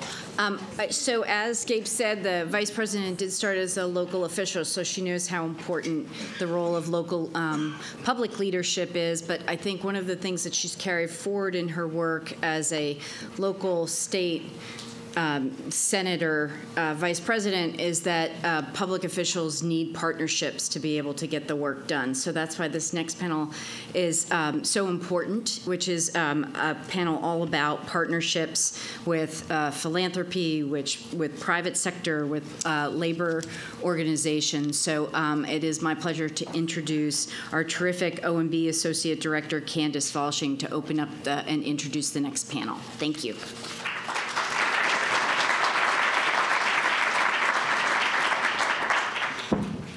Thanks, Carmel. So as Mitch said earlier, up to 10 million American households and 400 schools are exposed to lead each year. And that is simply not acceptable, as we've all talked about today, to be happening in 2023. Everyone deserves access to clean water. And that's why nearly a year ago, as we've talked about, President Biden and Vice President Harris set a strategy into place. And we pulled together every lever of government in that strategy, literally. This is now the third version that we've released, and you can see every part of government doing everything we can across the board, using literally every lever. I'm just going to say that a lot during this panel. So this has allowed us to put up to $5 billion into action across towns and cities across the board for lead pipes. And we cannot do this alone. We've heard a lot from folks in the government today, but it's really going to take the entire country working together to achieve the president and the vice president's goal. And that's why we're expanding our strategy today to include water utilities, labor unions, NGOs, variety of partners in our new Biden-Harris Get the Lead Out partnership. So this partnership is about collaboration, both within government and across government, outside of government. We are taking an all-hands-on-deck approach so we can improve the people's lives in 3 ways. 1, leverage more money. 2, create more jobs. And 3, most importantly, improve the health of our children, as we've heard from numerous people today. And I'm very excited to say that already We hadn't even formally launched a partnership, but we have 123 founding partners, which just goes to show how impactful this is today. So just big round of applause to everyone who signed up for this. And the intention of the partnership, just to be clear, builds on the work of all the people in this room. So whether that's Tom Nettler and Lynn Thorpe from the Lead Service Line Replacement Collective, or Tom and his work on EPIC, we're working together to replace lead. And I also want to thank a lot of the mayors in this room. So it's my understanding we have mayors from Albany, Rochester, Ann Arbor, Newcastle, Milwaukee, and Wasua. So can you all stand up, please? Just want to recognize all the mayors here that we hear.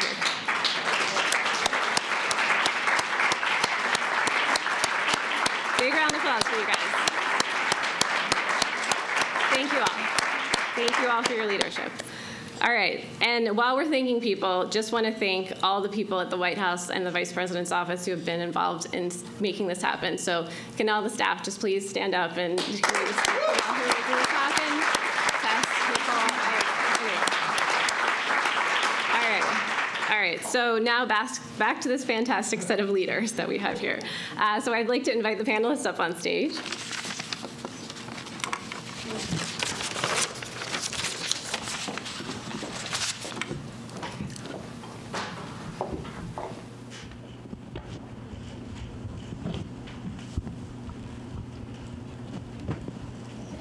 All right. So as I've said, we're taking not only a whole of government approach, but a whole of America approach to advancing lead service line replacement. And so today we have, I think, the best panel, because it's our panel, although everyone's great. We have, to start, we have Mark McGinnis from UA. We have Julie Morita from Robert Wood Johnson Foundation, Timothy Mail from EPIC, and Alexis Woodrow from Denver Water. So Mark McManus, you want to give us a start and tell us about how the tools that you're working to replace lead service lines? Sure. Good afternoon. I'm Mark McManus. I'm General President of the United Association, which is the Plumbers and Pipe Fitters, 365,000 members strong, 133-year organization. We've never been larger than we are right at this moment. So it is a wonderful thing to be up here on behalf of my membership, but the invitation from the President and the Vice President to be here is wonderful as well. Water, as we spoke, and we've heard from all the panelists, is the key to life. With all the healthcare professionals that may be in the room, and I don't mean to be insulting, I do want to say that Plumber's Creed is we protect the health of a nation. I believe that plumbers have saved more lives than doctors in this world when you think about all the things that we have done. And my daughter is a healthcare professional, and we might have a little bit of an argument tonight. Hopefully she's working as we are speaking here as well. And I got to hear from the great state of New Jersey. Since I was 18 years old, I went in a certified apprenticeship program out of Newark, New Jersey. My past is the business manager of Newark, New Jersey, of the Plumbers Local right there, so it's a wonderful thing there. I was the chairman of the Board of Examiners of Master Plumbers in the state of New Jersey, representing 13,000 members appointed, believe it or not, by Governor Christie Todd Whitman and the folks from New Jersey. I survived Governor McGreevey, Governor Corzine, Governor DeFrancesco, Governor Cody, Governor Chris Christie. There was a lot of governors' changes during that period of time, and it is a wonderful state, and the work that was done in Newark is wonderful, and the work that's being done across the country is wonderful as well. I saw a lot of mayors in here as well. Just in Milwaukee alone, we grew 28% of our apprenticeship programs, raised the apprenticeship programs of the inner city to work on lead water lines, which is terrific. We have folks from Pittsburgh as well, and we appreciate the work that we've done hand in hand in Pittsburgh, Denver as well, along the board. So we're representing a whole bunch of folks here in the room, and it is a wonderful, skilled craft. And here's the thing, there is going to be a shortage of workers, and we're not here to offer a worker a job in his own community doing lead water pipe exclusively. We're offering a career, a lifelong learning. Learn as you earn as you learn. You go that way, and it's a wonderful opportunity. Thank you. Thank you, Mark. We're creating a good, healthy competition here. Okay, Alexis. I agree. There is some healthy competition for this. I'm Denver Water's Lead Reduction Program Manager. the mission of a utility is to deliver safe and reliable drinking water to its customers. Denver Water is Colorado's oldest and largest water utility, serving 1.5 million people. That's about a quarter of the state's population. We serve them through our distribution system to 320,000 customer-owned service lines and taps. About 20 to 28% of those are lead service lines. We have had concerns about drinking water and lead in drinking water for decades. Denver Water's lead reduction program is essentially a treatment technique that was approved by the EPA and the Colorado Department of Public Health and the Environment to address lead in a holistic approach. And we do this first and foremost through corrosion control treatment. That's adjusting the chemistry of the water, which creates a coating around the pipes, and that helps lead and other metals from entering into drinking water. We published a publicly accessible inventory of all known and suspected lead service lines in our service area. We also provide customers with known or suspected lead service lines with filters and cartridge replacements until we can get to replacing their lead service line. We have an accelerated lead service line replacement program, and since the program launched in 2020, we've replaced over 15,000 customer-owned lead service lines. And all of this requires extensive communications, outreach, and education to your customers, to your communities. And I think you're hearing a lot of common themes, and I feel that that's grateful because we're creating a community of people who want to tackle this problem across the nation. And so we've also been fortunate to receive about $76 million in federal funding allocated through the Colorado State Revolving Fund, $40 million of which is principal forgiveness. So we are in the process of procurement and hope to accelerate our replacement beyond the 5,000 that we're completing every year, and hopefully ending our 15-year program a couple years sooner. Thank you. Julie. Hi, everyone. Can you hear me? Yes. I'm Julie Morita. I'm the Executive Vice President for the Robert Wood Johnson Foundation. And our foundation, just a little background for you, is really focused on improving the health of every American, everyone in the United States, with a real emphasis on health equity. But prior to my role as the Executive Vice President at RWJF, I was a practicing pediatrician. So I'll arm wrestle you about how many lives saved. And I was also a health official. I was the commissioner for the health department in the city of Chicago. And so throughout my life, throughout my career, I've been very attentive to and understand the critical importance of clean and safe water in terms of health. So when Mitch Landrieu got up this afternoon and stood up and said that infrastructure is public health, I nearly wept. Because it was so powerful to have so many people from across the sectors in the United States here together to talk about the health and well-being of our children. So I'm really personally very moved and impressed by all the incredible work that's happening here because of the Vice President's commitments to addressing the lead service lines. I'm also a mom. And I can remember actually taking my daughter to the pediatrician when she was 2 years of age and having to beg my pediatrician to test her for lead. Because even though the housing stock in the city of Chicago is so old that all children should be tested routinely, it wasn't happening, and I had to beg. And my daughter's lead level was elevated, and we had to watch and monitor it for a period of time. So I know the personal impact and the critical importance of these lead service lines, lead-based paint being removed. All these things are just critical for the health and well-being of our children and our nation.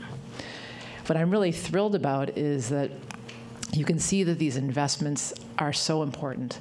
The federal government has really stepped up to make these resources available. But the incredible emphasis on partnerships and the reliance on each other to work together has really come through. And you can tell the federal government is really supporting the president and the vice president are really encouraging everybody to partner together. And that is just unbelievably important and critically important.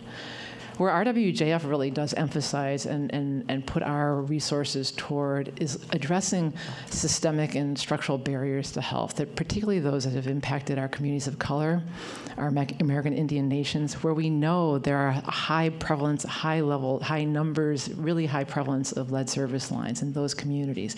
And so we're working really hard to use the grant-making resources and capacity that we have to make money available to communities to actually access and leverage the federal resources. So we're partnering with Communities Unlimited to do some pre-development loans so that communities could actually work and make investments in design and environmental engineering planning, environmental studies, to get legal support so they can actually apply and get the resources that are available, because not all communities can access these resources as easily as others. And so really focusing on that as well. Another aspect of the work that we really support is making sure that we're getting community engagement and participation in the process. I was thrilled to hear about the mayors and the community county executives working together with community and really involve the community in development, in sharing and disseminating information. It is such a critical part of it. They really need to be a part of it. And so we're really pleased to be able to give grant funding to community organizations to really be able to be active participants in this process itself, because it will only be successful when we work together.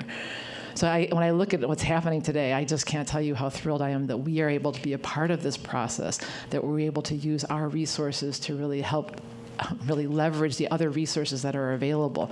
And I've learned so much just sitting here and listening to all of you, and can't wait to continue the work with you as we move forward. Thank you, Julie. Very powerful. Tim? Yeah, thank you. Tim Mail, I'm the executive director of a nonprofit called EPIC, or the Environmental Policy Innovation Center. I'm a former city council member, and actually 10% of our staff are either current or former city council members. So we have a really special place in our hearts for mayors. Totally get local government. We do a few things. We specialize on a few things. But the thing we most specialize on, half of our staff work on water infrastructure and finding ways to help finance better water infrastructure for disadvantaged communities. That mission is supplemented by a focus on faster. How do we do that faster?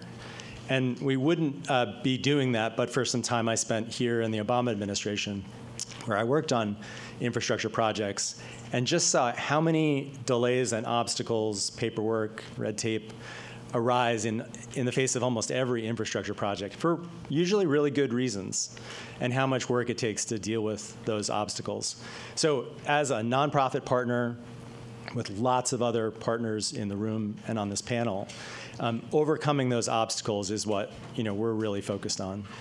And for us, that often means not working in big cities, but in smaller places. And so in West Tallahatchie, Mississippi, and with the Sweet Home Sewerage and Water District, also in Mississippi, or with Mayor Harvey's city in New York, Newburgh, New York. We're doing projects like helping them develop inventories of lead pipes and map where those lead pipes are, or just running community meetings to explain and engage communities in the process of prioritizing and planning water infrastructure projects, including lead pipe replacement. And so it's often those really simple things, really simple steps that a partner like us can help a city with to get to the point of being able to get financing from the amazing resources that are now available from the federal government and some states. Thank you. Thanks, Tim. All right, so to stimulate more of this healthy competition here, as you guys know, and as Mitch mentioned earlier, we're all here to improve the quality of people's lives. And improving the health of people's lives is very important as well. And so Mark and Dr. Morita, I'm going to call you doctor just to reinforce the doctor part. Can you guys talk about some on-the-ground experiences where you've seen replacing lead service lines improve people's lives? I'll jump in on Flint, Michigan, which put a lot of that in the public news. The UA sprung to action, the plumbers and the pipe fitters and the mechanical contractors as well.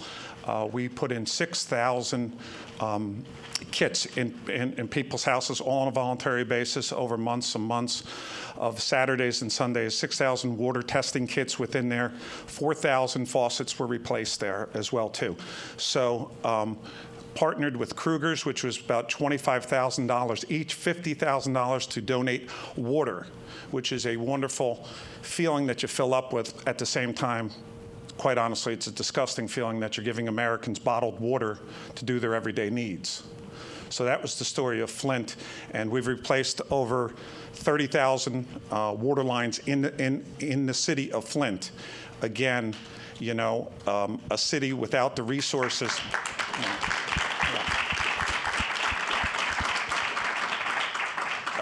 Again, a city without some resources, maybe a city that was left behind, maybe a city that was somewhat ignored in that state.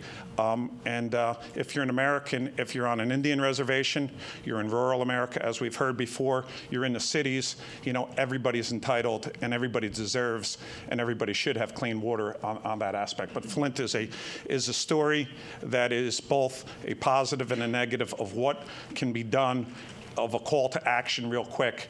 But why, and the lessons learned from Flint going forward is, I think, what's spurring the president and the vice president right where we are today. Yeah, building on that example, I think, so though I'm a Chicagoan, native Chicagoan, the foundation is actually located in Princeton, New Jersey. And so we heard of the incredible work that happened in Newark. And I think that's just a prime example of what can happen when there is a will, because there was a will, when there's an alignment at all levels of government, and when there's resources that are made available, what can actually happen? Because they replaced 23 or 24,000 lead service lines in 3 years. It was possible, but it took that kind of collaboration and cooperation, and we heard the details of it from others here. To me, we know that it is truly possible to do this work if there's a will, if there's alignment, and if there's actually resources. And we have those three things happening right at this time. The other thing that I want to mention is that Dr. Buchanan mentioned that it's really important to continue to monitor lead levels in our children. The ultimate goal that we have is for our children to have brighter futures, to have healthier lives, for our communities to be stronger and to be healthier.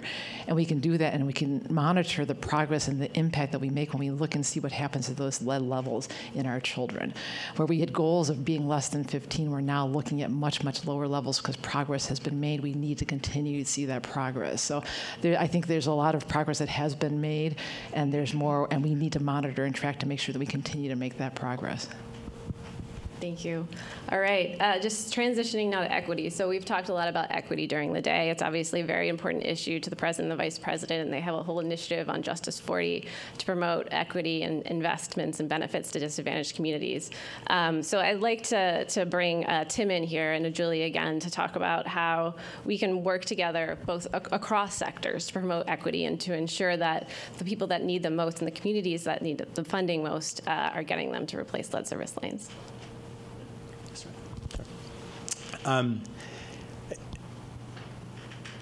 The primary way that a lot of the new federal money is going out is through the state revolving loan programs. Lots of money from Congress, amazing, generous amounts of money, state money on top, and funds that circulate back into those programs from repaid loans.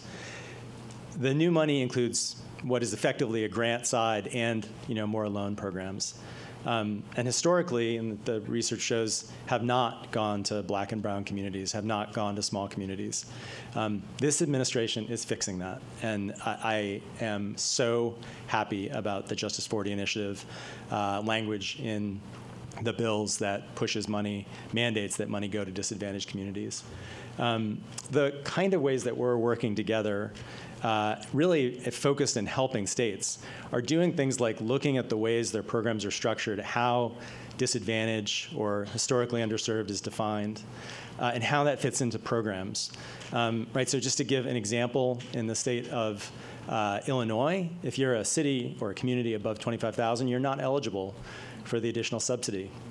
That's a really simple approach to deal with it, but it's not a fair approach, and it's not an equity approach. So that's an example of something that we're working on to try to make these programs work even better for the bigger or medium-sized communities, cities, and towns that also need grants or more generously subsidized assistance. So that's sort of one example. The other is just working as teams and partnerships with nonprofits and for-profits. Including organizations in this room. So there's amazing tools to use technology to predict where lead pipes are that don't require digging a hole in front of somebody's house. Those tools have 80 or 90% rates of accuracy, and correctly finding a pipe, that's a great way to try to find those pipes in disadvantaged neighborhoods where the network just isn't mapped yet. Working with partners like New Jersey Future, so just another nonprofit effort on both state policy and on the outreach to specific communities, partners that one or another or other partners have a trusted relationship with, to say, what do you need? How can we help you get money? And often it's the simplest things, right? It's helping write an application for these programs. And you heard Julie say it takes a pre-development loan fund to apply for a loan. Right? These are complicated programs, right? So sometimes it's just helping support on the applications. Other times it's a small engineering contract. So finding an engineering firm that knows the work of lead pipe replacement and providing $10,000 or $20,000 to get them going to work with the city to get the application together. Thanks, Julie. Yeah, I'd have to say I feel like a big crybaby up here because I was saying I almost wept when I heard Mitch say infrastructure is public health. I felt like crying as well today when I heard every single person get up here and talk about equity. The foundation has been really focused on health equity for a number of years, but it's only been in the past few years that we're hearing people talk about health equity consistently and persistently. And to me, that is really incredible because that's how we make sure that it actually is taken into consideration, that we actually live this, but we can't let it stop, so we have to continue to say those words. So I feel like that's really one big thing that I think is really important.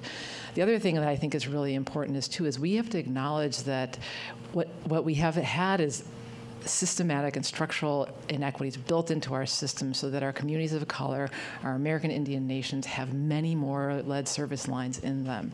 And we have to, as we roll out these resources, these federal resources, make sure that we're systematically working and strategically working to take down those barriers and really focus in on those communities to begin to repair some of the harm that's been done over the decades. And so I think it's really important for us to really acknowledge that up front and then to be very deliberate through our partnerships, through the support that we provide to the communities that are trying to access these resources, and be consistent and persistent in terms of our efforts. And through our partnership with EPIC, through our partnerships with NRDC, through our partnerships directly with some of the community organizations, we're hoping to actually help them to be able to access these critical resources. Thank you, Julie. And to continue the conversation about leveraging funding, Alexis, it's my understanding you guys are actually leveraging some of the bill funding that we're talking about here today. So would you mind sharing that with the group?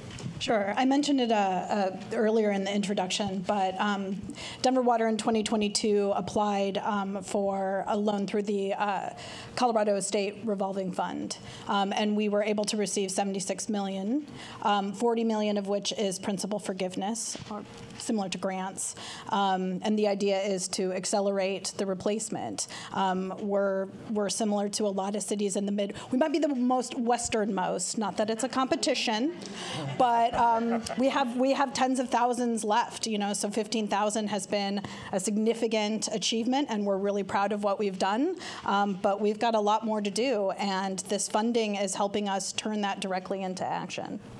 Thank you. All right, so now we're going to turn to good-paying jobs. Got to have a balance here today.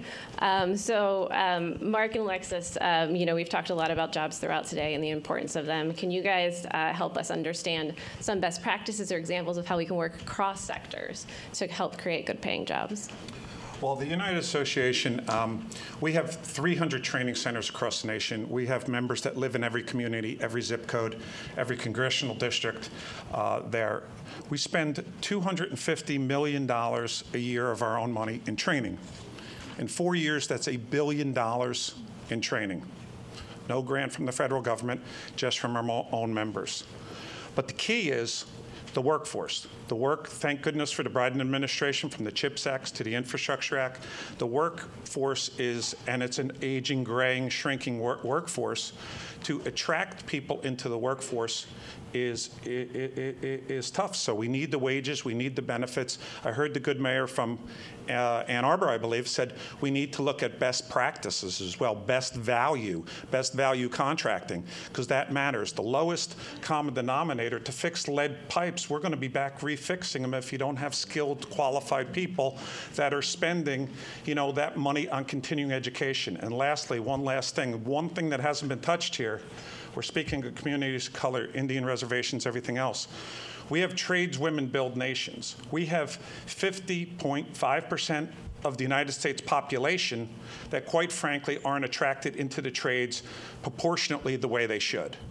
And we have doubled and doubled and doubled our membership each year the last 5 years. It is the biggest conference, the national building trades, the laborers, the electricians, the plumbers and pipe fitters, and we are making systematic growth of folks in inner cities, women in inner cities, women in the rural communities to provide that. The United Association, lastly, provides a pregnancy benefit and health care and child care. That was so great rolling out of the Biden administration with child care as well, too. So you have to have the boots on the ground for the enormous task that's before us, but you have to do it right. You have to look at best value. You have to look at the licensing and the skilled, qualified folks, men and women, to put that in for our future.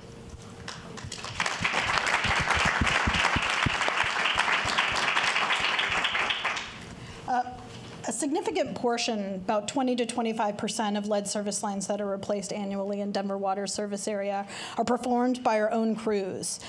We have a master plumber as part of our water distribution group, but we needed to have more people skilled, and so we have an internal apprenticeship program where that master plumber trains, usually utility techs, so people where there might not have a necessarily upward mobility in the organization, and now they have the opportunity as a plumber apprentice. Our contractors, it's not just the replacement of the lead service lines. There's a lot of materials that get moved, and nobody is going to let you replace their service line if you leave gaping holes in the street. So that requires a lot of landscape restoration and asphalt restoration, and that allows us to partner with small businesses, minority businesses, women-owned businesses to get that work done. So I want to make sure that folks understand that this workforce is a larger community effort. And not every customer is going to let you in the door. And that's where you're leveraging your other community partners, your organizations, and people that become ambassadors for you. And we've been able to create additional work for those groups as well. Thank you. And not to put you on the spot again, but do you mind partial lead replacements? This is a very wonky but a very important issue. So can you just briefly, in less than 30 seconds here, help us understand how you guys are helping to push for to stop partial replacements? Sure. So I think I've mentioned before, the service line in Denver water service area from the water tap at the main all the way into the home is owned by the homeowner. We replace lead service lines at no direct cost to the customer. That sounds great. It's not as easy for every utility to do it. I think that Denver Water has had advantages, this program being a treatment technique being one of them. But I think a lot of water utilities are not empowered or don't feel it's possible to perform a replacement on the private side. There's a lot of challenges. I think there's history that kind of limits their ability, but there could be coding and enforcement or their own governance might limit them to do those replacements.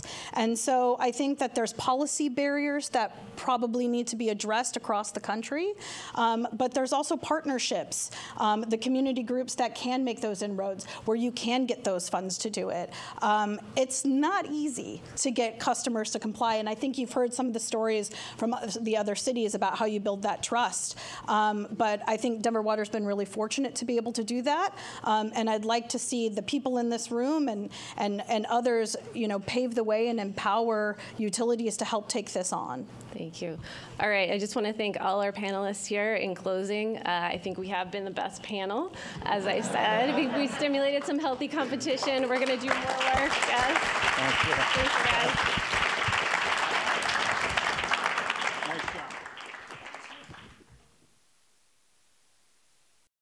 All right, it's time for church. So y'all have had an unbelievable day here, and as we come to the close and really to the main event, I want to again thank you on behalf of the president and the vice president for all of the tremendous work that you've done. When the good doctor was up here a minute ago, she said something that really touched me because when I was mayor of New Orleans, I always said, wherever there's a will, there is a way. The will's important, but the way's important, and the country needs to understand the way. Because finding nuclear fusion might be complex and hard. This is simple but hard. because we know how to do this. It actually is doable. It is within our grasp. It requires a strategy. It requires leadership. It requires coordination, collaboration, and communication horizontally and vertically, and then across your portfolios. It requires making sure that we see everybody and understand that we build this from the bottom up. And this effort has been led on behalf of the President by the Vice President of the United States and by Michael Regan, who is our fantastic administrator for EPA. I know that you share my love for him and for her and the great admiration that you have for them both. I will repeat what I said this morning. The President says to us all the time, and the Vice President reminds us every day that this is about real people. This is about real children. When you talk about the health of America, you build it by one person at a time, one family at a time, one community at a time. And that's how you lift up the entire country. There is a wonderful human being with us today whose name is Deanna Branch. The Vice President met her on a trip. I also met her on a trip sometime after that, and she is an individual who lives in a neighborhood, regular folk, whose life has been changed dramatically because her children, two of whom are with us today, you saw them. One of them was standing up here and said he's going to be the President of the United States soon. Jalen and Jaden and Deanna Branch, who I saw, Mayor, when I was in your town with you and the Vice President saw. And the same thing in Saginaw and the same thing in Ward 7, the same thing in New Orleans, the same thing in your towns. You know who we're doing this for because that's what the President and the Vice President say keep in mind. That is the vision of why we all come to work and how all of you collectively are changing the world for the better. So with that, please help me welcome Ms. Deanna Branch, who is going to introduce our very special guest. We need 3 more minutes. All right, so I want to explain to you that no, I can cover 3 minutes. That's not a problem. Don't worry about it. Mayors, I'd like to tell y'all that one day y'all are not going to be mayors anymore. You're going to step out of being the mayor, and everybody in the city knows who you are. But like maybe the second day after being the mayor, you are going to maybe be taking your kid to the ballpark. And they're going to say, Daddy, can we get something to eat? Now, doctors, my health doctors, close your ears. If you run up into Wendy's or McDonald's or something like that, and you're going to order a fried chicken sandwich or something like that, the lady looks at you and she says, are you the man in that TV? Sit down, Mr. President. And you say, and you say, yeah, why? Do you recognize me? And she says, well, I think so, but are you sports or weather?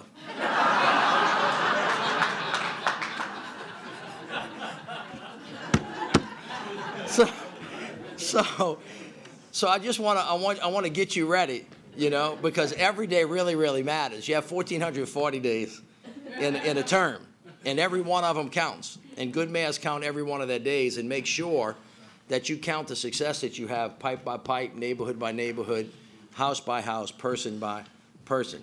And by the way, no matter how good you do, you're never ever going to get the kind of credit you think they deserve. And so I'll end with what being a mayor is really like. I got 92 seconds.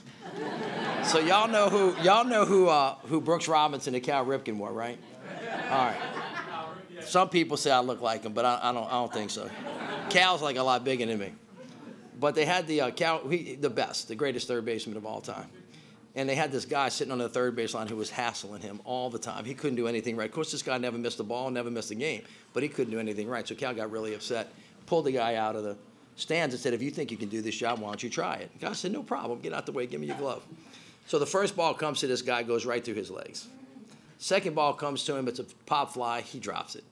Third ball, he throws it over the first baseman's head. And things are not going well because the other team's really, really scoring. And Cal said, I've had enough. He comes back out and he says to the guy, you know, I've been playing out here 30 years. You've never told me any one good thing about myself. I asked you if you thought you could do the job better for me. And he says, yeah, I did. He goes, well, how do you feel now? And the guy looked at Cal. He said, Cal, you got this job so screwed up, nobody can do it. My comedy stand-up routine is done. Please help me welcome Miss Deanna Branch.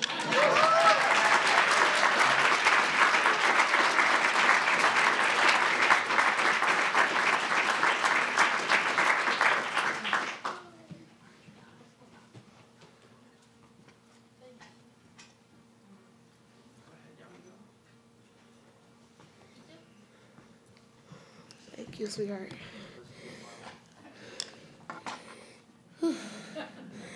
Hi, everyone. Good afternoon. My name is Deanna Branch. I am a mother, the mother of two wonderful children,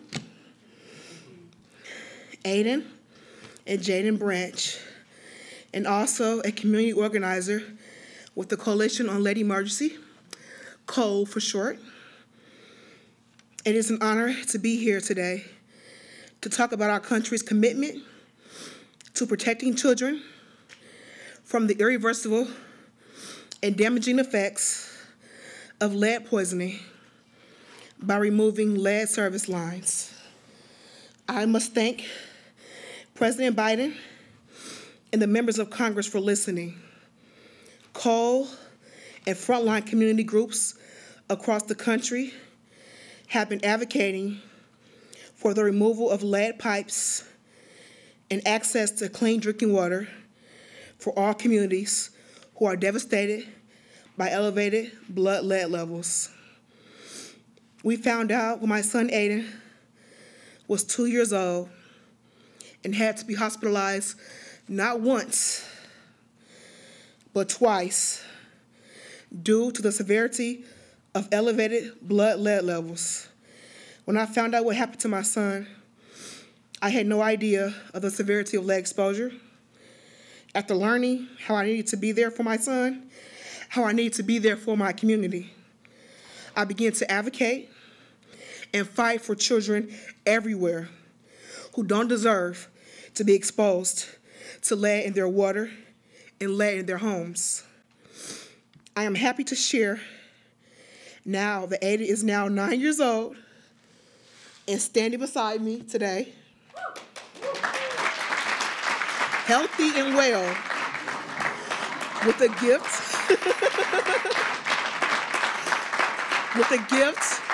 of his first book, Aiden, the Lead-Free Superhero, signed and ready to be given as an honorary gift to Minister Regan and President Harris, Vice President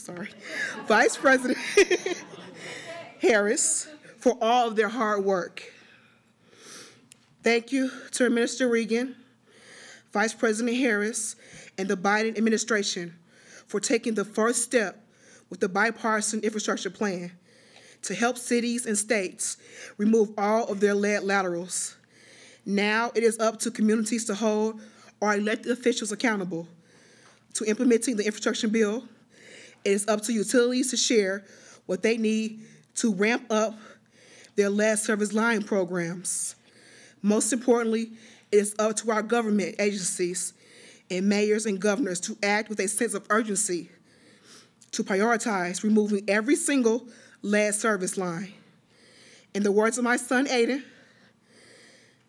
you are all lead-free superheroes. And together we will defeat the evil lead monster in the water, paint, and soil. My sons and I are so honored and grateful for this invitation to witness history in the making.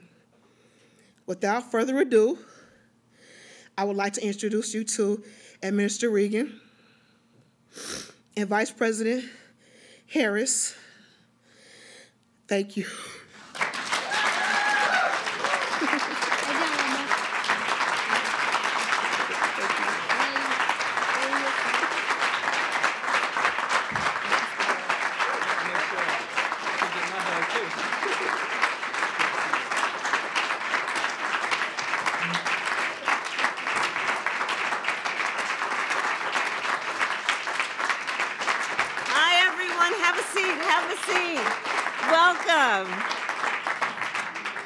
Deanna, you are just You are a superstar. The superheroes and a superstar. Thank you so very much. And to the boys, thank you guys. Aiden, we are so motivated by your mom and the two of you as young leaders on this issue. Your voice has been so important. And to everyone here, welcome. Thank you for convening on this Friday afternoon. I know it's been a good day of a lot of important discussion and meeting about our plan for 2023 to continue in this movement, which is such an important movement. We have here, as I'm sure you know, we have elected leaders, we have community leaders, we have labor leaders, we have our partners in the private sector, foundation folks, all together under one roof to show that when we work together on an issue like this, which is seemingly intractable, you would think, based on the length of time that it's been an issue without resolution, but coming together under this roof at this moment to really build on the momentum of the work that so many of you have been doing for years and years to see the success and see it through. So on behalf of myself, our administration, the President, and of course Administrator Regan, I welcome you and look forward to our discussion. And Mayor, I want to hear later, what was the joke about the weathermen and the sportsmen? You just can't help yourself, but you're so good. So thank you for all the work you're doing. And with that, we'll get started.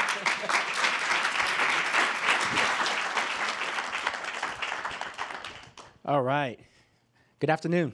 Good afternoon. So first of all, Madam Vice President, we want to thank you for convening everyone in this room.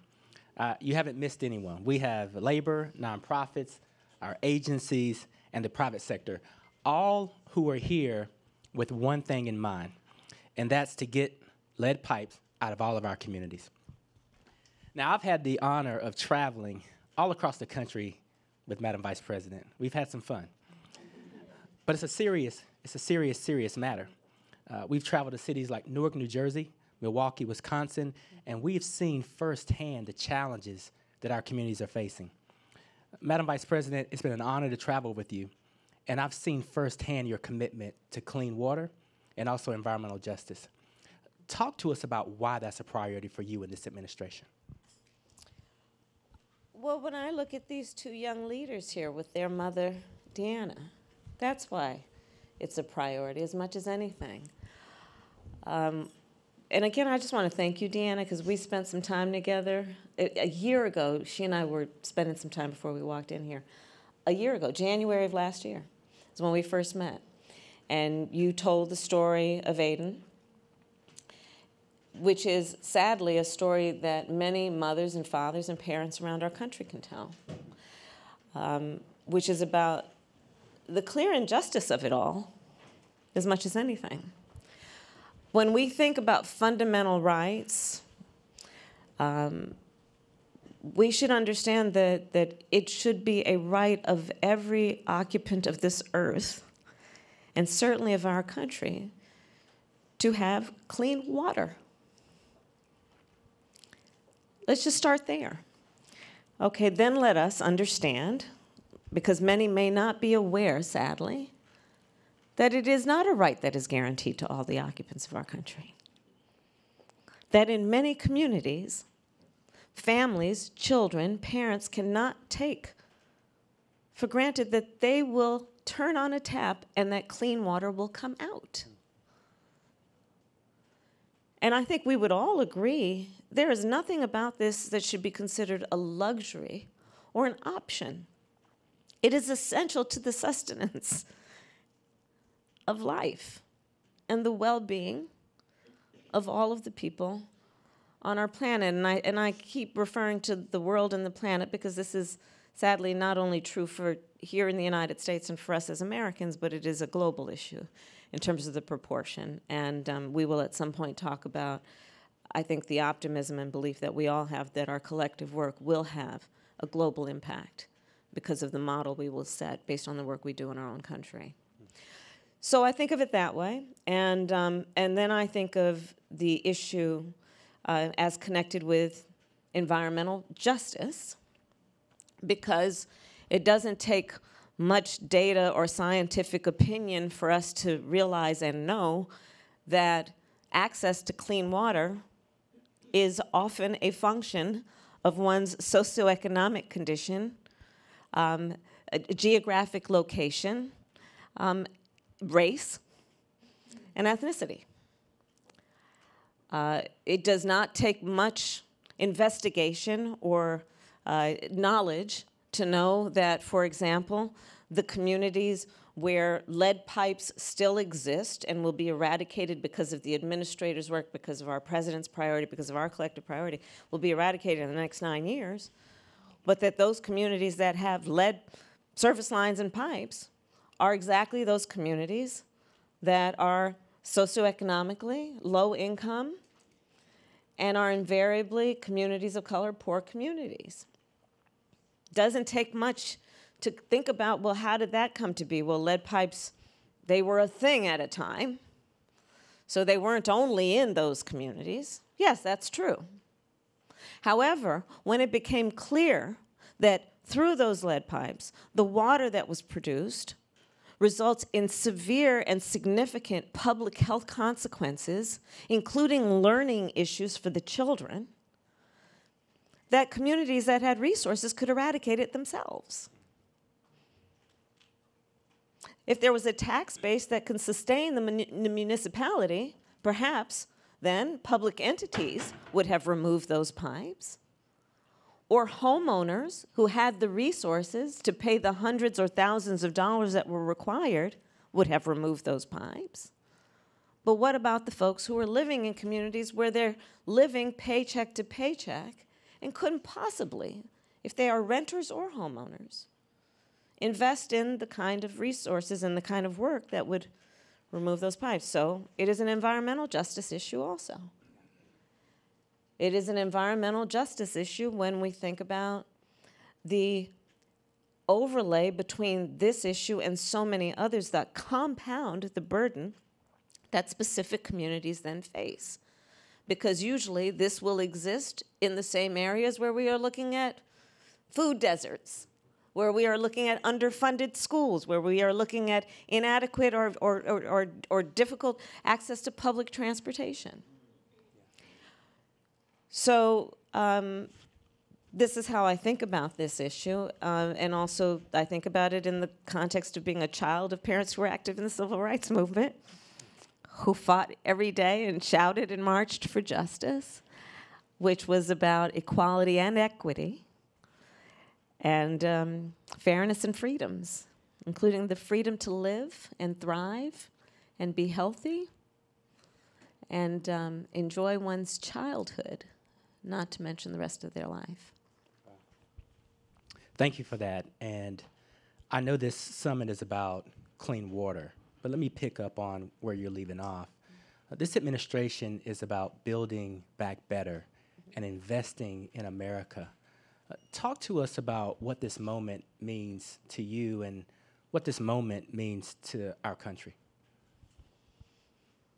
I think that we are at a very pivotal moment where, and you and I, who are friends, Michael, have talked about this, the administrator, have talked about this, where this is not just kind of incremental improvement. We are really looking at the potential for jumping onto a new plateau, which is another way of saying that this has the very real potential to be a very transformative moment. Mm-hmm.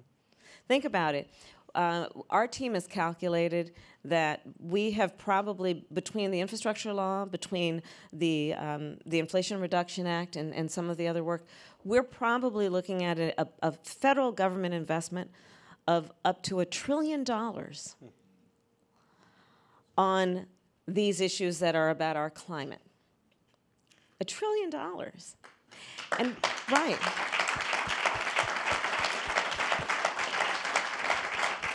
And if you then compound that with the private investment, with the investment, the longstanding investment in communities, not just dollars, of foundations and nonprofits and community organizations and labor, you look at what we have the potential right now in a very short window of time proportionate to the crisis to do transformative work.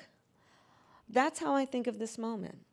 And you and I talked about like entering 2023 with the theme of momentum. Let's jump on this and see what we've got. And then do the work, the hard work of collaborating and coordinating in a way that it is about federal, state, and local government. It is about the private sector. It is about the nonprofit sector, and so on, to seize this moment. And I'm very excited about it. You know, I think about it in the context of being a devout public servant. And, you know, I was elected, my first elected office was as DA of San Francisco in 2004. And in 2005, I started one of the first environmental justice offices of any DA's office in the country. Because for those of you who are familiar with the Bay Area, I was in San Francisco. There's a community in San Francisco called Bayview Hunters Point that at the time, and sadly still today, has an annual household income of about $15,000. And as you can imagine, because it's, you know, again, it happens around the country, and that community was treated as a dumping ground. And there were bad actors. And so I decided, well, you know what? We need to take that on from an enforcement perspective, as well as highlighting and uplifting the voices of the community around their natural leadership. And so we took that on. As Attorney General of California, we did some very significant work that was, again, about taking on the bad actors, but also giving voice to community. And then in the Senate years, we did a lot of work that also was about water policy, which I love water policy. And again, maybe as a native Californian, but just thinking about the importance of diversifying water policy, right? Let's think about it in terms of, some of us grew up around, you know, what we must do around conservation, but then also recycling, storage of water, in particular underground storage, desalination, and then thinking of water policy and the climate crisis in the context also of, yes, lead pipes. Because it is, after all, about water policy. If water policy, part of it is grounded, forgive the pun, in the idea that access to clean water should be a right and is an essential need. And what the climate and the extreme climate circumstances are doing to make that an issue that may go away if we are not smart. Whether it be because of drought or because of floods, and what that means in terms of damaging infrastructure and systems. Extreme weather, look what's happened in Mississippi. And how that can result in depriving a community of clean water. So thinking about all of that in the context then of this moment and what we as those who are in these public offices, combined with all of the friends and the long-standing leaders, what we can do at this moment, I think is very exciting. It is. I can tell you all that as the EP administrator, I typically enter the room and know more about water policy than other principals. Not so with the vice president.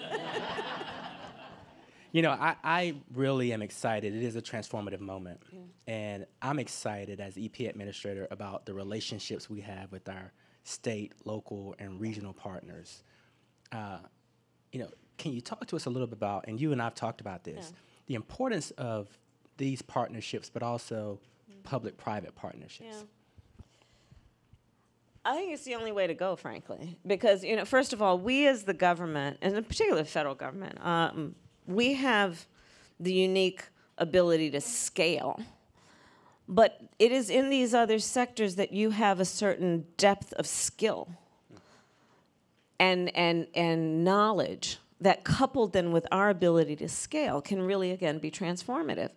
I think of it in terms of a number of things. So let's just start with jobs. I know we have labor leaders here. I'm telling you, I'm on a quiet, or maybe not so quiet, mission to try and visit every local IBEW in the country.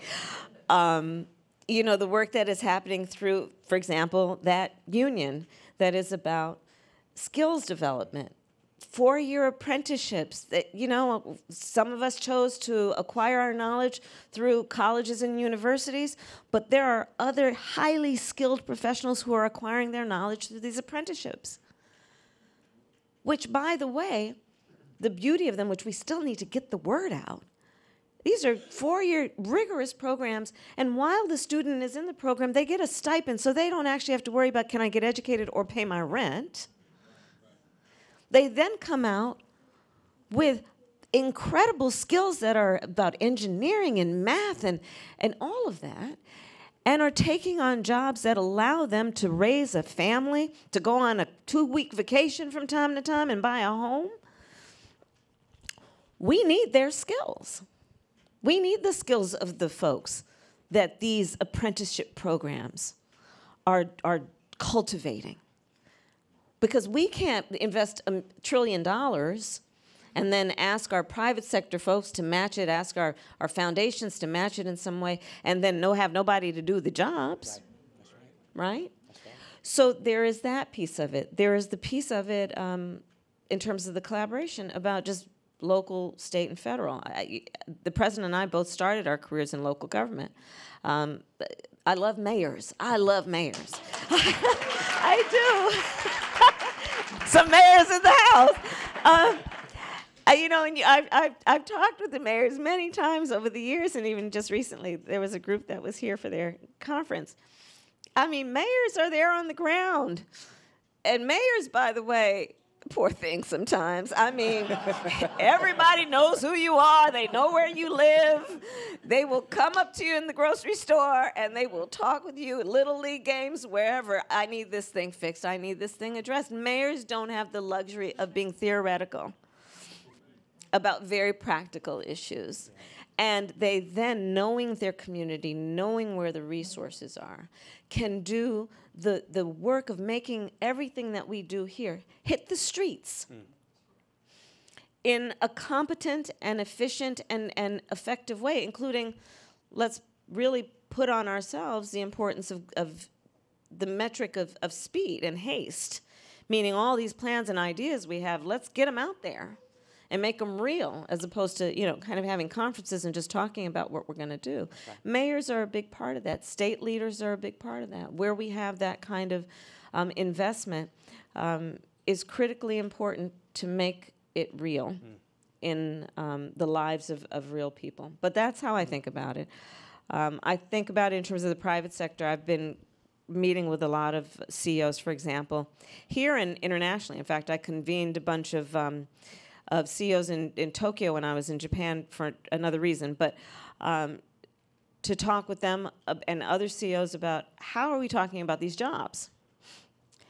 I would suggest that we really, in this transformative moment where we are on the verge of creating a whole new industry and economy, a clean energy economy, let's sit back and think about, okay, how can we do this in the smartest way where we get the most people to have access and we have equitable outcomes? Well, one of the pieces of it on the jobs piece is let's not talk about the jobs based on some fancy title. Instead, let us think about talking about the jobs that are going to be created, defined by the skill that is necessary to fill the job. Back to the point of the apprenticeship. So many of the jobs that will be in a clean energy economy will not necessarily require a college degree, and therefore will not require that individual to have to come up with tuition and be burdened with student loan debt and all of those associated burdens just to acquire the skills that are necessary to do very important jobs. So that's about the private sector, thinking about how it is talking about the jobs that must be filled, and then making that clear to educational institutions, be it labor, union apprenticeships, or community colleges or whatever. So the coordination across sectors is going to be very important, again, to make all of this real and seize this moment that we have in front of us. You've connected a few dots for me personally because I've traveled the country with the vice president, and I've watched her very carefully, and she does a really good job impersonating a mayor. Because she goes into these churches, these homes, these communities, and engage and talk directly to people. At times, you can attest it's a tough job. Yeah. All of the stories are not as positive as Aiden's story. Yeah. And when I think about Aiden, he's 9 years old. My son Matthew is 9 years old. It really hits home. Yeah. and it becomes personal very quickly. As you travel the country and as you hear story after story after story after story, and there are a lot of them, too many, what keeps you going? This convening, as an example, I mean, Deanna keeps me going. You know, I talked to her this afternoon, but we've talked before. I mean, the courage of people who have been through so much to stand up and speak out and to not give up and to know what is possible and believe in it and advocate for it gives me a great deal of optimism about not only what is possible, but the leadership that is out there who are partners in this process. What gives me a sense of hope and optimism is that, I mean, frankly, a lot of what we need to do is not rocket science. It's pretty obvious. We just need to do it. Right? That's right. And again, hats off to everyone here and so many of our colleagues who are not here. Folks have been talking about this for decades. It's just been the willingness of others to listen and take it seriously and then put the resources and the priority into it. And again, that's why I think that this is a moment where we do have the momentum based on a foundation that has been really well laid over many years. I mean, again, I grew up in the Bay Area. I grew up with Save the Bay. You know, I grew up with all these, this stuff has been going on for a long time. What do we need to do around water? What do we need to do around communities, empowerment? And now we've got a president, we've got an administration, we've got leaders in the positions to actually see it through. Let's seize the moment. Yeah. And that gives me a sense of optimism.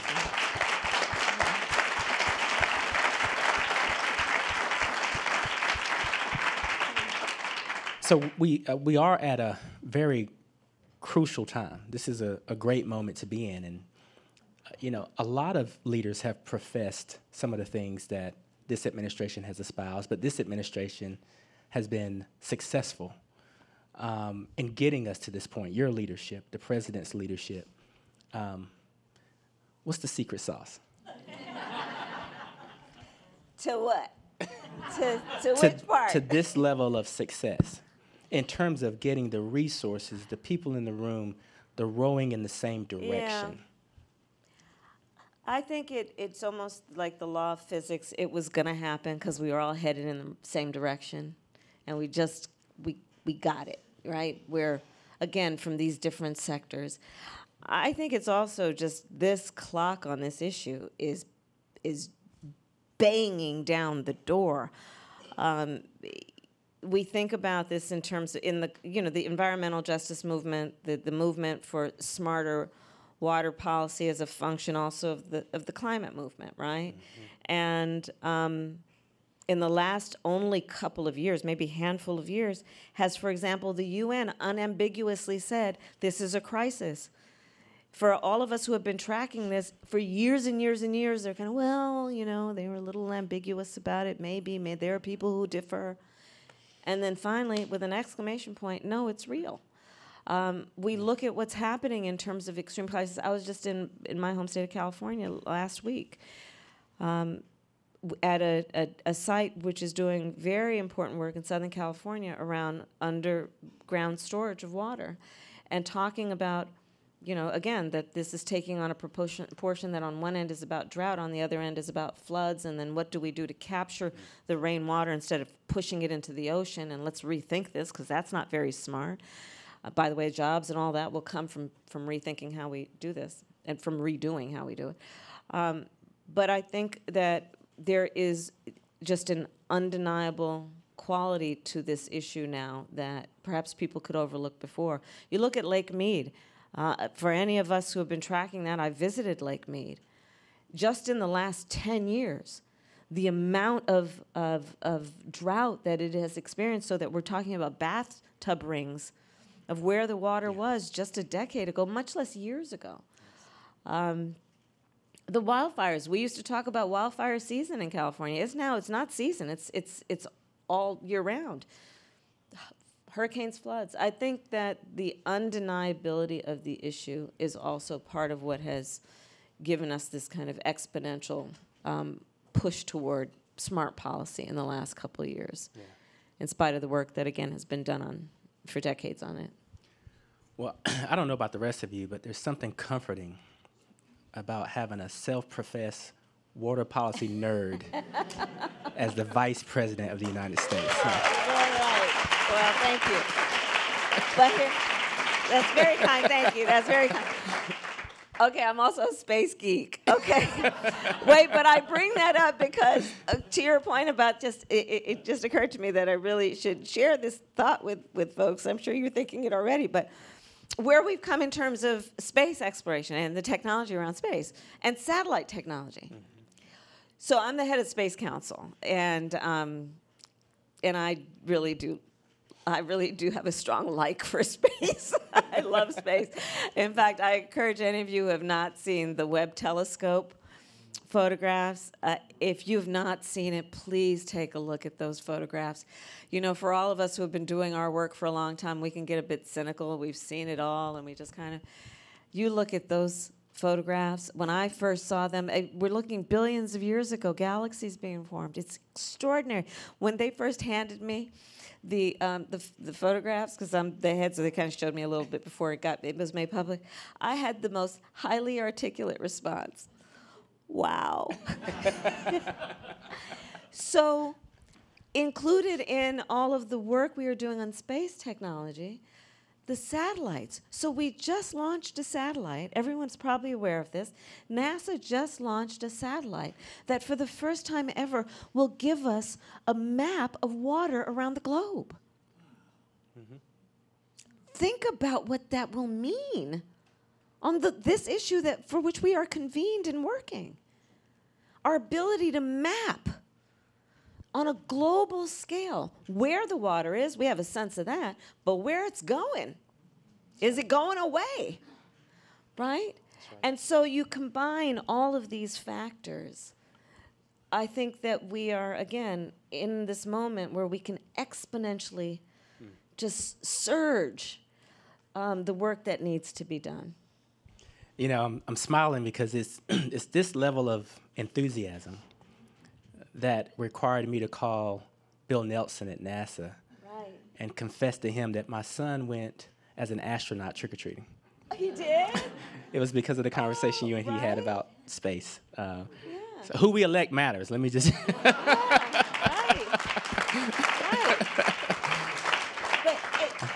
And to that point, and Bill Nelson is so wonderful as the administrator of NASA, former senator from Florida, former astronaut. And so what he will tell you, what for those of us who have talked with astronauts while they're in space, which I have, when you talk with an astronaut, I asked a very obvious question. Being in space, looking at Earth, do you have a different or what new perspective do you have about Earth looking at it from space? And to a one, they say, it's so fragile. It's so fragile. So when you're looking out that window from the International Space Station at Earth, how fragile it looks and how obviously interconnected we all are. Yeah. Right? Yeah. Which gets back to the heart of all of the work we're doing. Wow. Well, listen, I want to thank you for your leadership, and I want to thank you for convening all these wonderful people. All of you recognize we are in very good hands with the Vice President. And I'd like to offer you the opportunity to just offer us some closing remarks as we leave this great conversation. I want to talk about the EPA administrator. I do. As he has said, we have traveled the country together. We have had many, many, many conversations. And it really does matter who the leaders are at these moments and sitting in these chairs. And in Michael Regan, we have somebody who really gets it, who cares about it, and who is not only enthusiastic, but you really are a fighter. As kind as he is, he also does not tolerate any kind of stuff. And meaning he does not, he has no patience for bureaucracy. He has no patience for anything that is short of actually implementing and seeing things through. He is bold. And one of the things I admire about you is that you don't put up your finger and think, okay, where the political winds are going. You really are focused on doing the right thing. And we know over the history of the EPA's being that it has the capacity to be very bold, but it will be a function of who sits in that chair. And you have done an extraordinary job. And I don't get a chance to say that to you hardly ever, and certainly not in front of colleagues. And so I'd want to do that now because it's hard work. And I'll just end with this. In spite of all of our optimism, for this moment, we are still working against status quo. Yes, yes we are. And the thing about status quo is that I think people sometimes are not clear about it, and they think status quo means it's static. Oh no. Status quo is quite dynamic. It will fight against change. It will push against change. So to be in this position and do the work you do requires a lot of good stuff and perseverance and dedication. And so I'd like to end my comments by thanking you, Administrator, for your work. Wow. Thank you. Thank you. Thank you.